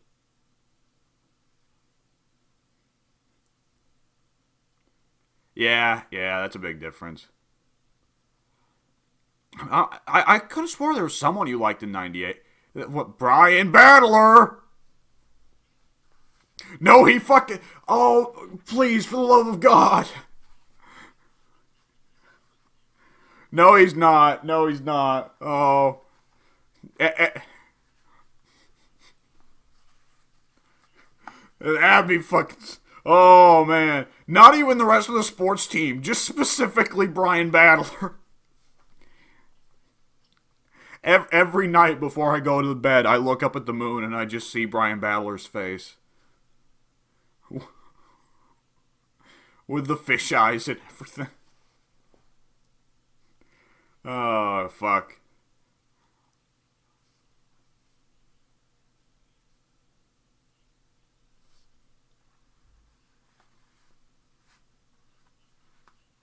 Yeah.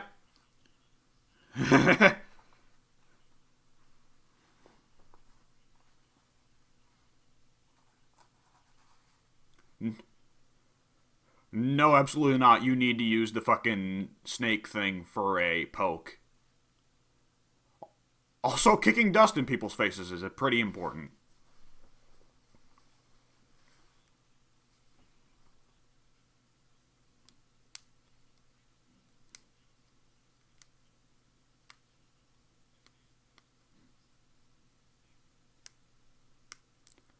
Oh,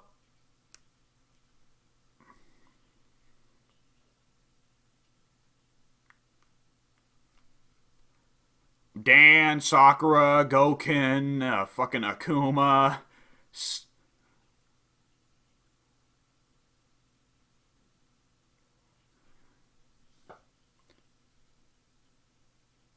Key. Key's much more Shoto-y. Fucking Jago and Fulgore from KI are super Shotos. Superman's Superman is kind of a Shoto as well. Like, just replace Tatsu with Superman Punch, and he's a Shoto.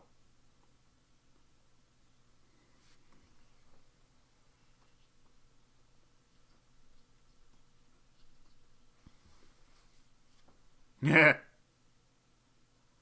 Okay.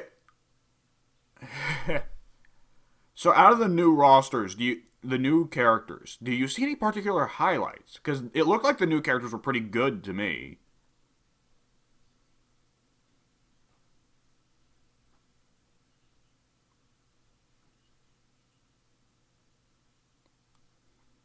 Kukri, I have heard nothing but good things about Kukri.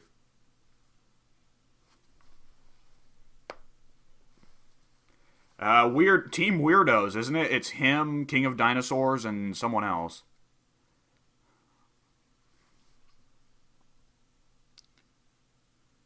Ah, and they're not the same team as Sylvie though. Okay, so it's Sylvie, King of Dinosaurs, and Kukri. Chinese. Okay, I don't remember that character. And isn't there an? I want to ask: is there an entirely new hero team for Shin? I don't remember any of them besides Shin. He does, but at the same time, I've seen his super, which is a Galactica Phantom, and I'm always a sucker for those. I mean, I liked Ash. My standards are fucking low.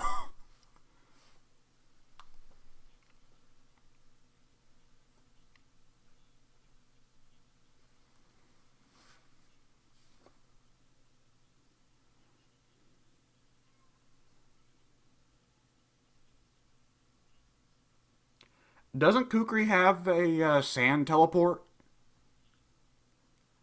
Ah, see, now that you don't need a Tatsu if you can just teleport to your opponent. Oh, okay. So this is a character that can just about do anything if they want to. This is like a balanced guy. He can do rush down. He can zone. He can do whatever he needs. Interesting. Because when I saw a guy in a hooded cloak who's themed around sand and teleportation, I figured that was like Assassin, Rushdown, Chip Xanath's type shit.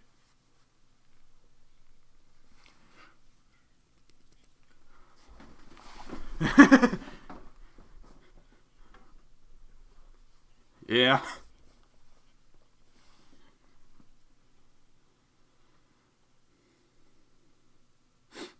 What have there been any? Were there any characters in KOF 98 who could teleport? Hydern? Did Hydern have a teleport?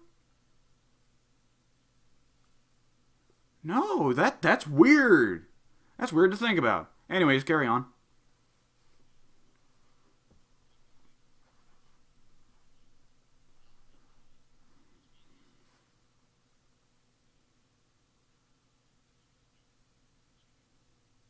Not why?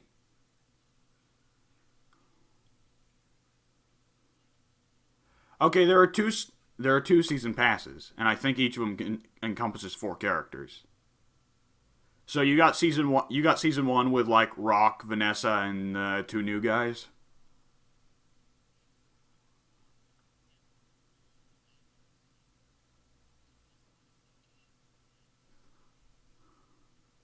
Oh, okay.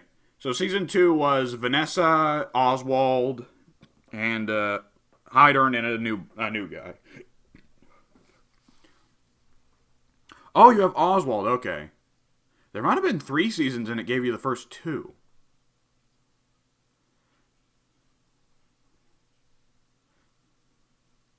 I mean, Can I just say that Oswald being back gives me a lot of hope? Because Oswald sure as fuck seemed like a guy that would never come back, and yet here he is.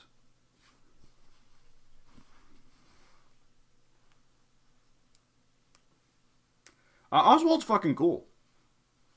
Like, both of Ash's sidekicks were awesome. What was the other... What was the punch guy that was his sidekick as well? Yeah, it is easy to forget that Ash was a guy, yeah. But...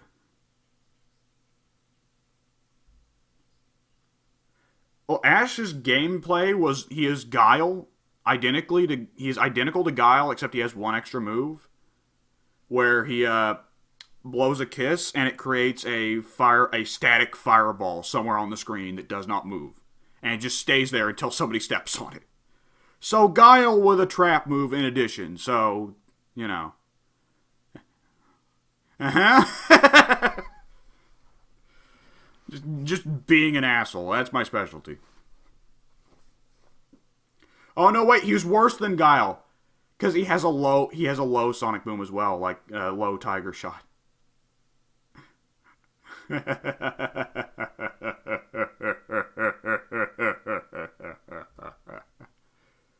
That's good.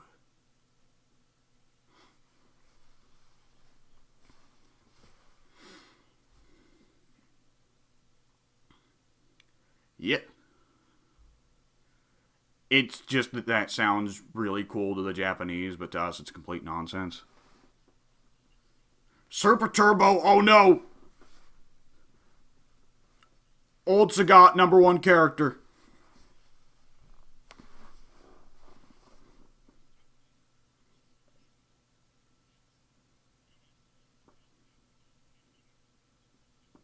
Oh no.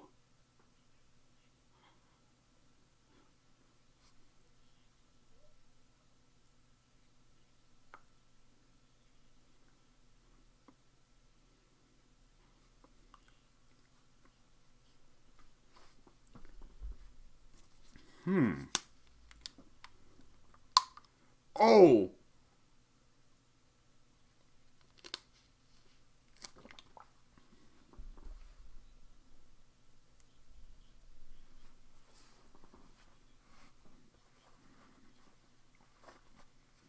Okay.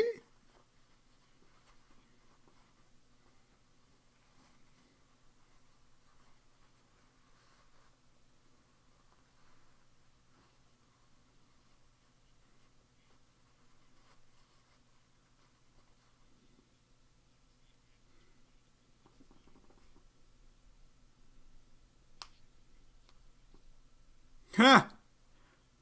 I've always heard I've always heard good things about it. Like, people who have actually played it love it. It's just the people who haven't played it, it is the definitive poverty fighter. Which, Pink, Sim, have you guys heard the term poverty fighter before? So, poverty fighter refers to anime fighting games that are so weird and low budget that they tend to be played by, like, extremely bizarre sub-communities.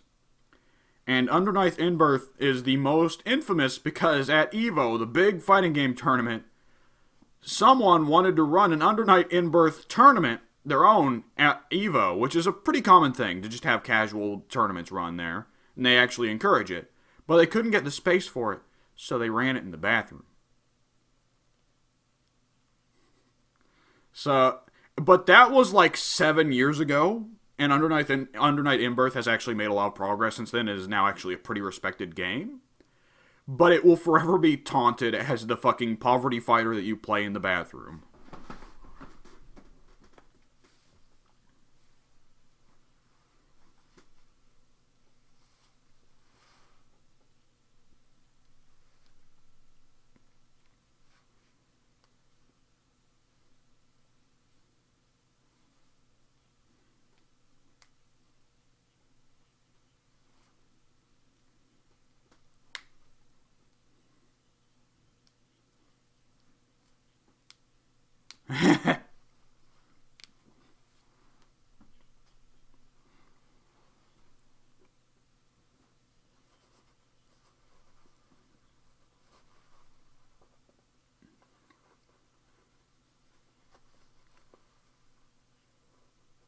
I don't know if you're not into like anime. You know, I've seen the main character. The main character is that guy in is the. I actually kind of like his look because he's wearing the suit with the red tie, right?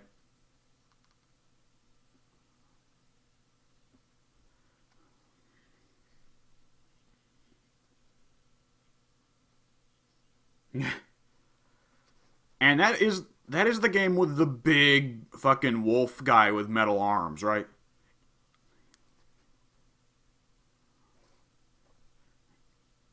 And Gambit with a scythe, right? Purple Gambit with a scythe.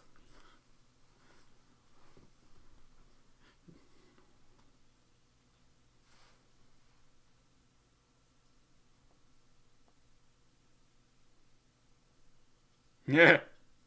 Wait, is Uniclear a new game or is it an expansion? Oh,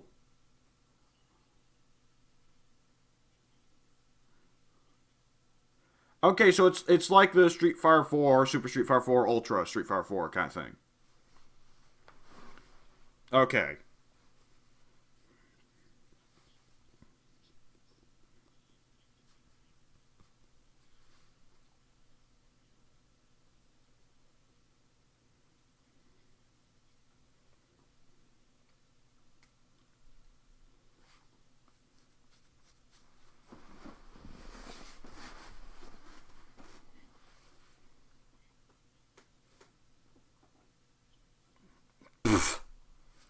Okay, I've got a question. There's this one anime fighter character that I keep seeing who is this big, like, shadow goo demon dude who's really skinny, and he has a move. Hang on, not Arakune. Arakune's. I know who Arakune is. No, I mean he's human like. He's very human like, and he's got like this big mane of gray hair, and he has this move where he just starts flailing his limbs, and they turn into. Okay, because I see that move all the time brought up as one of the most hilariously derpy attacks in fighting games, and I wanted to know what he was from.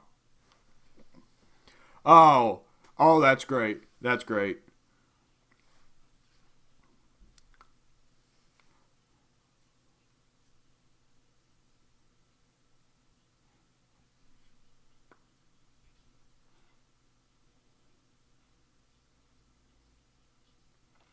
Well,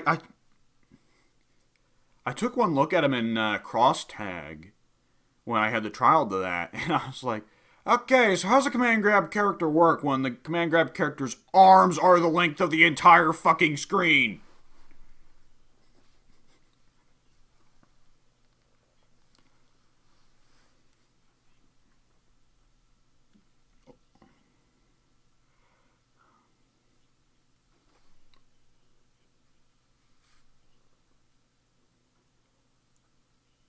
That that's a strange comparison because both of those characters have really stubby limbs. Ah, well, Potemkin's got some long-reaching stuff, but holy fuck is Tager stubby.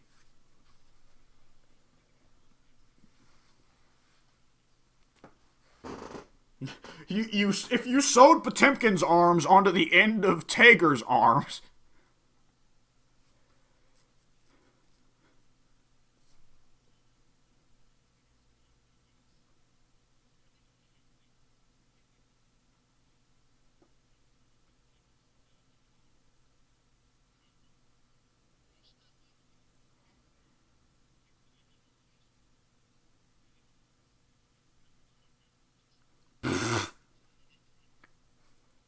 ah, yes, command grabbing someone out of hit stun. That's a thing.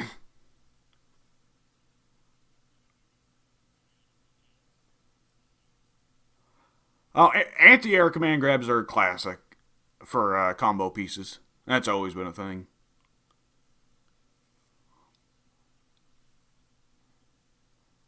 No, I don't remember it.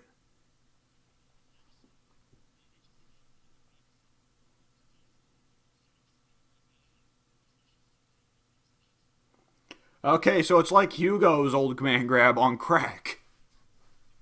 Yeah. Our No, go ahead.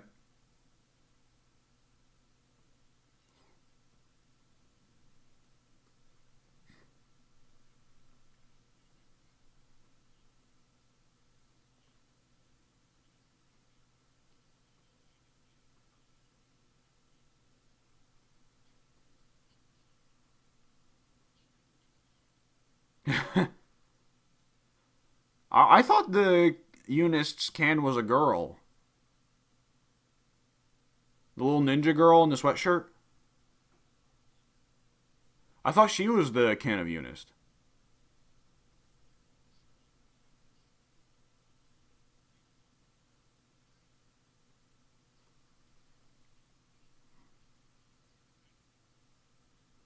Okay.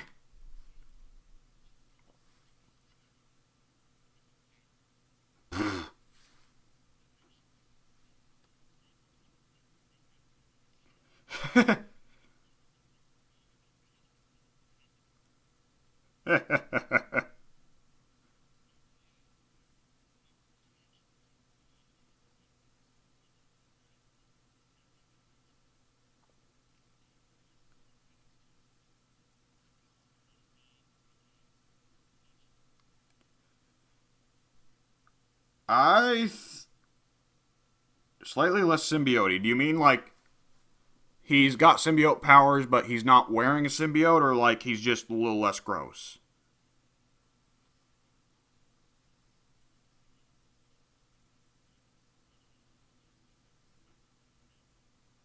Okay.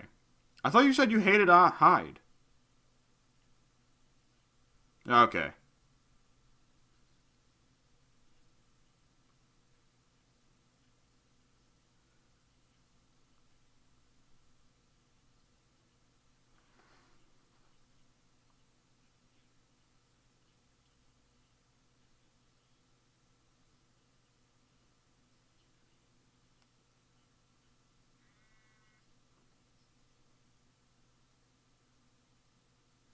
All right.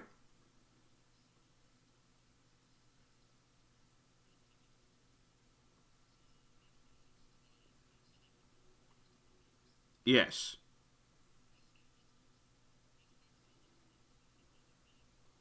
I believe I've heard about this, yes.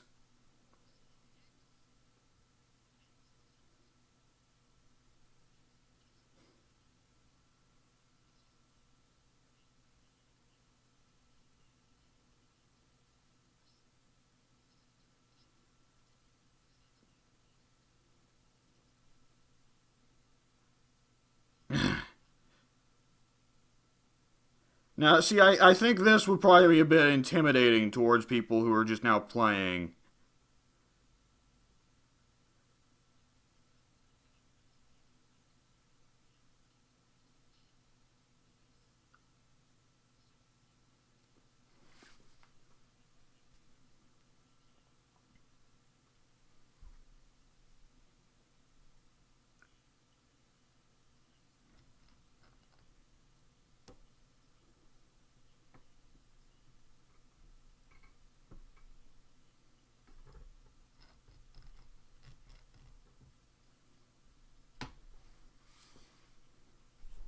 Heh.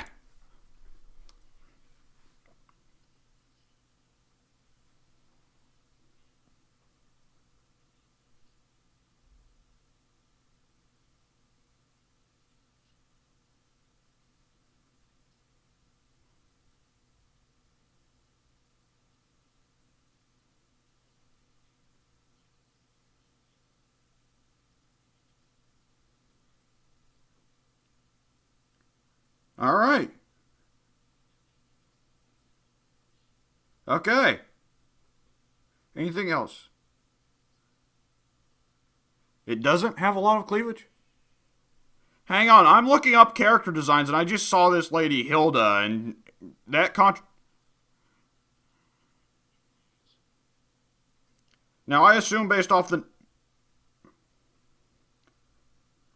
hang on, Pink. Hang on. Before you say that, Pink, I should go ahead and say it looks like most of this cast is high school aged.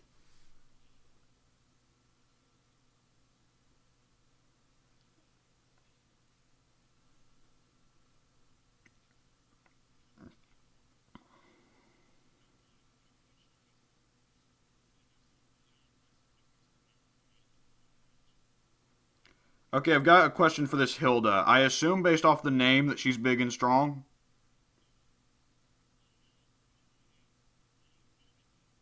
Oh Christ! Yeah, that makes sense. Arx just fucking loves their zoner bosses, don't they? Every fucking game.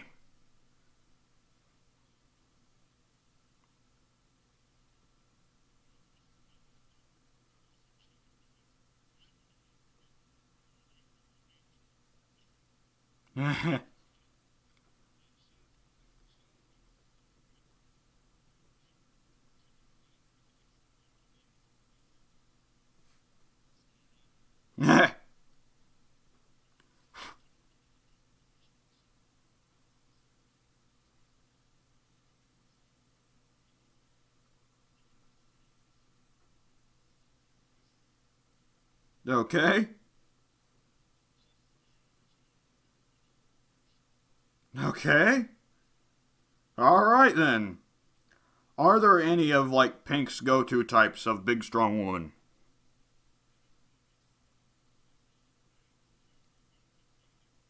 Oh, I see. Yeah, that's very typical.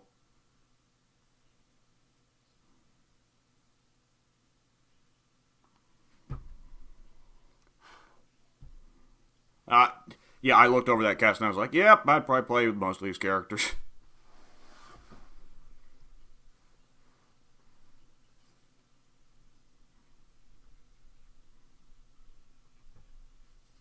Weird.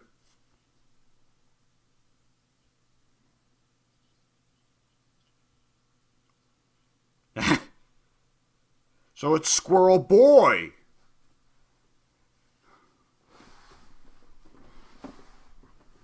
Punch Boy, there we go. That's what I want for a superhero, right there. How appealing does that sound as a superhero, Pink? Punch Boy. He punch.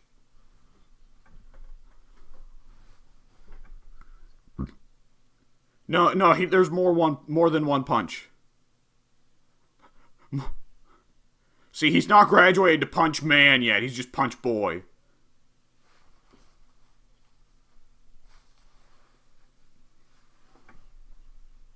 Yeah. He's not even got any powers or anything. He just goes up and punches people, and that's it. And he also isn't very good at what he does. He's basically kick-ass, honestly.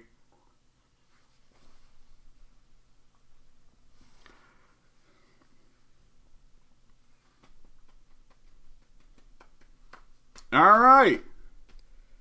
So, for my week, guess what? Played Dota 2, that game is good. Played Killer Instinct, that game is good. I'm both of those games just putting in a ton of, well, not a ton, a bit of time into the practice mode because the games are really fun, but at the same time, I'm way too scared to actually go online in either. Because, boy, are those some games that are pretty fucking advanced. I do not want to see the Dota nightmare that is when I get matched up against a good Meepo. And I'm just like, hang on, why did I get killed by that Meepo? Isn't he somewhere else on the map? Oh, right, there's 5 of him.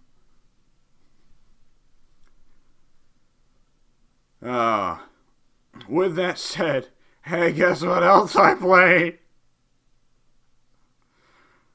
It's over. It's finished. There's 3 bosses I haven't. There's 6 bosses I haven't beat, but I'm not going to beat 2 of them because fuck that. I think there's 6 bosses. Yes, there's 6 bosses. There's 4 of them I do want to beat, but they are all 6 remaining bosses are just bonus bosses that I'm comfortable walking away from the game for a while, having not beaten them.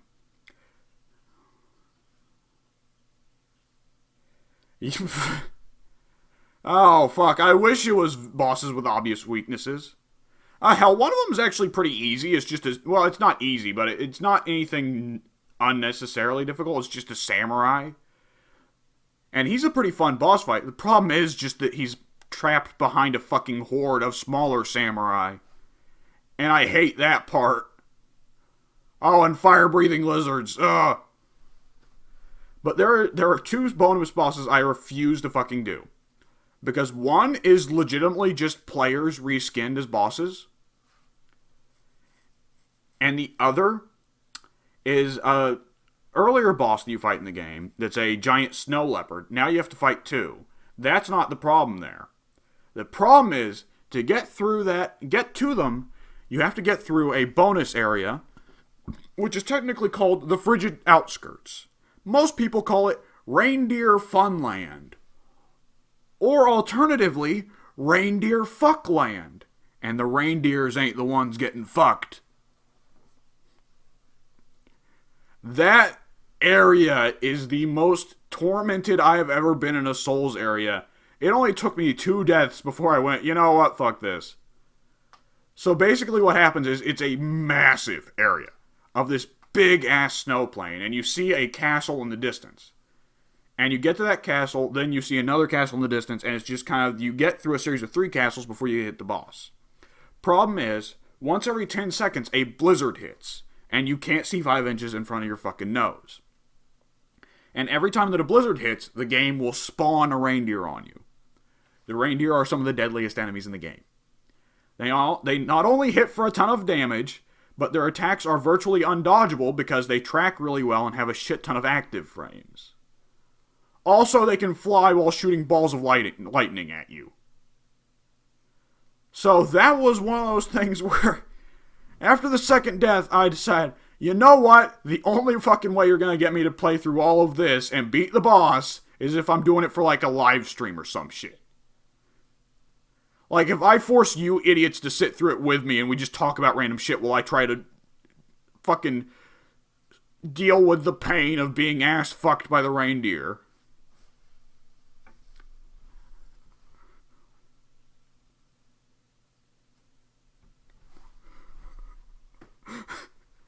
No, what we'll sing is Grandma got ran over by a reindeer.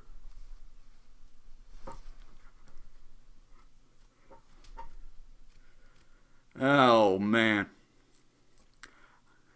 I do want to, at some point, like maybe in the next week or whenever, like if Pink will be free anytime this week, I would love to do a video for the randomizer. Like, if we can get all 4 of us for that, I don't know. Just whoever wants to join in on that. So, there are 2 randomizer mods. One randomizes the location of all items, and one randomizes the spawn seed for all enemies. And that one refreshes every time you die to prevent you from getting stuck. But it basically results in situations where it's like, oh, so at the start of the game you spawn in a field full of kobolds, but now they are giant dragons. But the boss of like the final boss has been replaced with a rat. With a rat.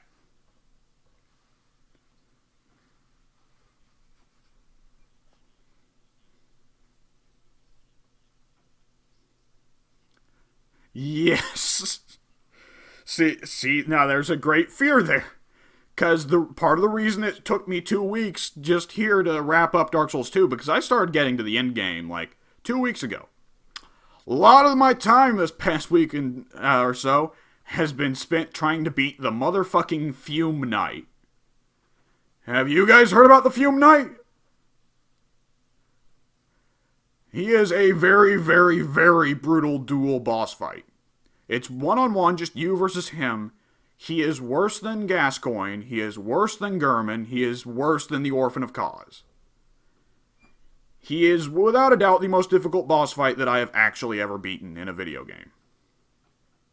Every move he throws out is safe.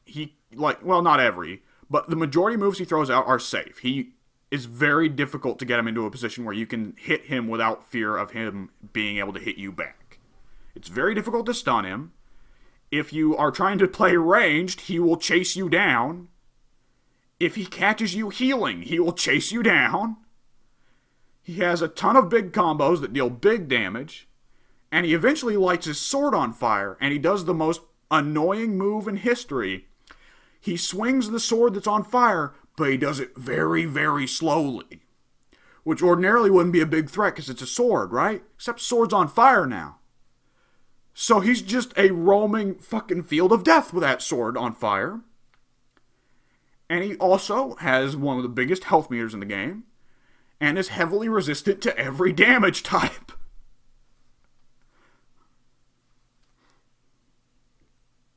Yeah. I mean, Neo you could get... What, do you mean like the summonable humans? Because, couldn't you... Ah, okay. Yeah, it's unnecessarily brutal.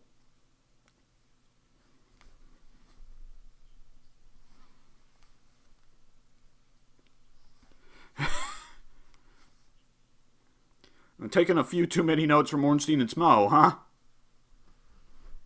Yeah, Dark Souls 2 is a game that you can tell was developed in reaction to Dark Souls 1, and so they didn't really learn a lot. They just tried to imitate some stuff. There was stuff they tried to learn. One of the biggest complaints people have about Dark Souls 1 is that Ornstein and Smo is the most difficult part, but you fight them halfway through the game. So the entire latter half of the game is much easier than you would expect. So they put an Ornstein and Smo copy at the very end of Dark Souls 2, right before the final boss. Problem being, the two have identical fighting styles. Ornstein and Smo worked because Smo was slow, Ornstein was fast, so you use that to isolate one and focus on the other. Doesn't really work here. Here's the other problem. They're both medium. They're both very aggressive. But here's the really key part that makes that boss fight suck. Other than there's no story going into it. They have no reason to be there. They're just Throne Watcher and Throne Defender. And there's no lore about them. They're just there. Which is fucking lame. Dark Souls 2 has a lot of shit that's there for no reason. Because the game's development was all kinds of fucked up. But the biggest problem with that fight is, if you kill one and the other one is still alive, it will go to the body and res it to full health. It reses it to 100% health. Yeah.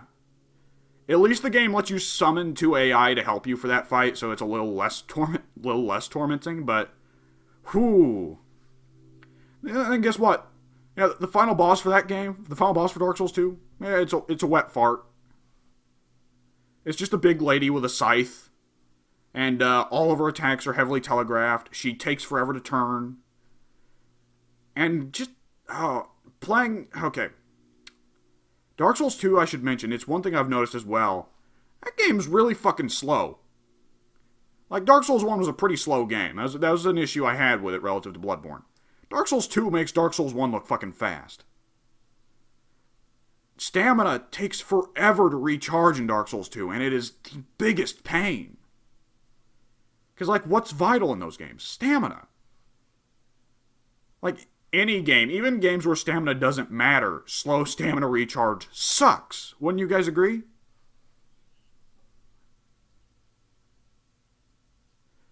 And, Souls 2 doubles down on it so hard. You can find a ring that's boost stamina recharge rate. And I'm like, well, fuck, I'll drop anything to get that.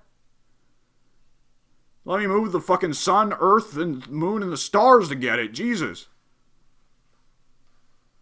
But, at the end of the day, I do want to, Dark Souls 2 has a fantastic array of costume choices. Any build is viable, and no other Souls game has made that. There's a variety of ways you can look at different issues.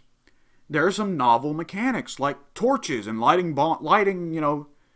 braziers, and that unlocking different features and secret hidden fights. And it's... Exactly! I mean, we're just taking notes from Bayonetta now. It was fairly recent at the time. And GTA 5. Hey, GTA 5 only came out a year before Dark Souls 2. So, hey. FromSoft just played GTA 5, and they played that one fucking scene with Trevor, and they're like, hot damn, this is some good content right here. Torture! This is what our game's been missing! Fucking get the Black Knight of Anne Orlando and waterboard him. Oh, fuck. Oh, God. Put toothpicks underneath his toenails and make him kick a door. Oh, that's bad. And also while he's upside down.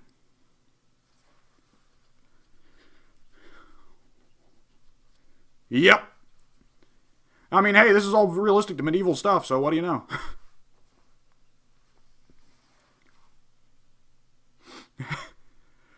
Even though he's upside down?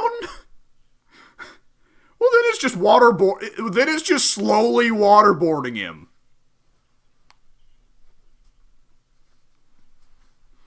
Pfft. A backwards enema? Does it just go out his mouth? Can't. I just about asked the stupidest question that has ever been brought up in my life. Can you shit while upside down? Top 10 questions science can't answer.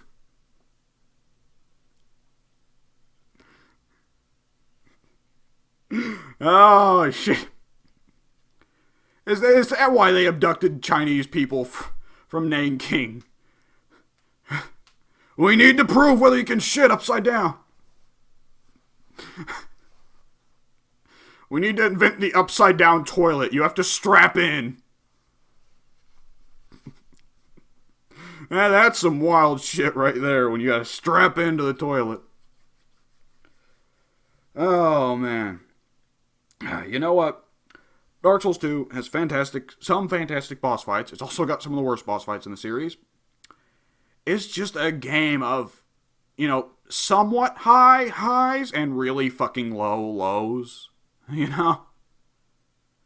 There's just a lot of moments where you're like, oh, it was nice that they did this. It's nice that they saw there was a problem here and they fixed it. It's nice that they went for this. It worked out here. And there's a lot of moments where you're like, what the fuck were they thinking? Oh, no, you know what's the dumbest moment in that entire fucking game? There's an area that is a big open canyon where there's lots of holes everywhere, and there's a big dirt tower in the center of the area. Other than that, just complete plains and a big dirt tower. You go into the dirt tower. You go to the top of the tower. You beat the boss at the top of the tower. Then behind her is an elevator. There's an elevator at the top of the dirt tower. There is nothing on top of the dirt tower, but there's an elevator at the top of the dirt tower. Once you actually get up there, you get in there. You take the elevator all the way up, and it goes up a fucking while. And then you get out, and you're in a sea of lava with a castle floating in the middle of it. And for a moment, it looks cool, and then you're like, where the fuck am I? This is what heaven looks like? Oh, also the place is filled with robot samurai, because that makes sense. Oh, and the robot samurai are, of course, motherfuckers, who will just gank the hell out of you. What? Yeah. Oh, do you want your samurai robots to... Yeah. Also, everything is Minotaur themed for some reason. Oh, Christ. I don't know. But I got to buy Dark Souls 3 while it was on sale on PlayStation as well. Boy, that game's a lot better than Dark Souls 2. Well, you want to know why everyone shit on it? It shouldn't be called Dark Souls 3. It should be called Bloodborne 2. That is the complaint everyone had about it, and going in I was like, well, that's not much of a fucking complaint for me. I don't see the problem here. But they were totally right. This game is much, much faster than any of the other Souls games except Bloodborne. It's about comparable in terms of speed with Bloodborne. And the levels are structured entirely like Bloodborne. Souls 1 and 2 tried to have this very kind of open, free, connected world. And Souls 3 doesn't bother. It's linear as fuck. There's even a lot of the same set pieces from Bloodborne. Because, what's the big initial set piece of Bloodborne, right? When you walk out on the sidewalk and you see on the street that big fucking fire, the bonfire that's been made by, the crazy villagers who are burning, the werewolves, right? Yes. Dark Souls 3 goes for that exact same fucking moment. Where it's crazy cult people, crazy cult villagers have gathered around a bonfire made out of a bunch of bodies. And, like, the opening level is straight up just Yarnum. So, the complaint being that, I totally get. But, I mean, after everything that Dark Souls 2 fucked up, Dark Souls 3 going in the opposite direction, I'm kind of happy with. I mean, there are parts that are to be missed. A lot of people have complained that ranged builds are kind of bad in Dark Souls 3. I've not gotten to see that yet. I did play a little bit of a ranged build just to check it out, and it seemed fine. But, yeah, I can see where that problem would arise, particularly considering, like, a big complaint is, like, the melee builds are all the best because this game was very clearly designed identically to Bloodborne. And soon, what would happen in Bloodborne if you tried to play ranged? Yeah, and all of the bosses in Bloodborne were super aggressive. You'd shoot them in the face and they'd just jump on you anyways. And I have to imagine that for people who skipped Bloodborne and weren't interested in it, like particularly people who were on Xbox because Bloodborne was a PlayStation exclusive, Dark Souls 3 must have been a real fucking shock. Like, the very first boss you run into is so fast. And his second form just has these massive AoEs that are incredibly fast, have very long range, have very specific dodge windows. Like, this Dark Souls 1 players who were expecting to finally get a follow-up to Dark Souls 1 must have shit their pants when they played this game. I won't complain. I think it's a very good game so far. And it made some very good additions as well, though, like, even some of the additions that they made were very clearly Bloodborne inspired. In Dark Souls 1 and 2, when you used magic, every spell just had a set number of uses, right? And every time you used the spell, it just went down by one. So it's like, oh, you can throw a fireball 30 times, and that's just it. And Dark Souls 3 adds an actual mana meter. And the mana meter is very, very similar to the bullet meter from Bloodborne. Including Bloodborne's entire mechanic of sacrificing health for more meter. They handle it a little differently, but it's the same concept. So, it's a very apt comparison. I will say, there's one last thing I want to say about Dark Souls 3. I'm going to wrap it up after this. But one thing that cracked me up is, everybody complained with Dark Souls 2 that the majority of the bosses were dudes in armor. So Dark Souls 3, the first boss you fight, is a dude in armor. Till you get him down to half health. Then, nope, inside that armor was a big fucking Resident Evil goo monster the entire time. And dude, it looks just like Arakune, except for the face. Well, even the face is similar. Just get rid of the white mask, so it's just red eyes and a big black mouth. He just never opens it. But it feels like a deliberate commentary on Dark Souls 2, some of this stuff. Alright. I'll probably talk more about it next week. Anyways, folks, we'll see you later. Bye.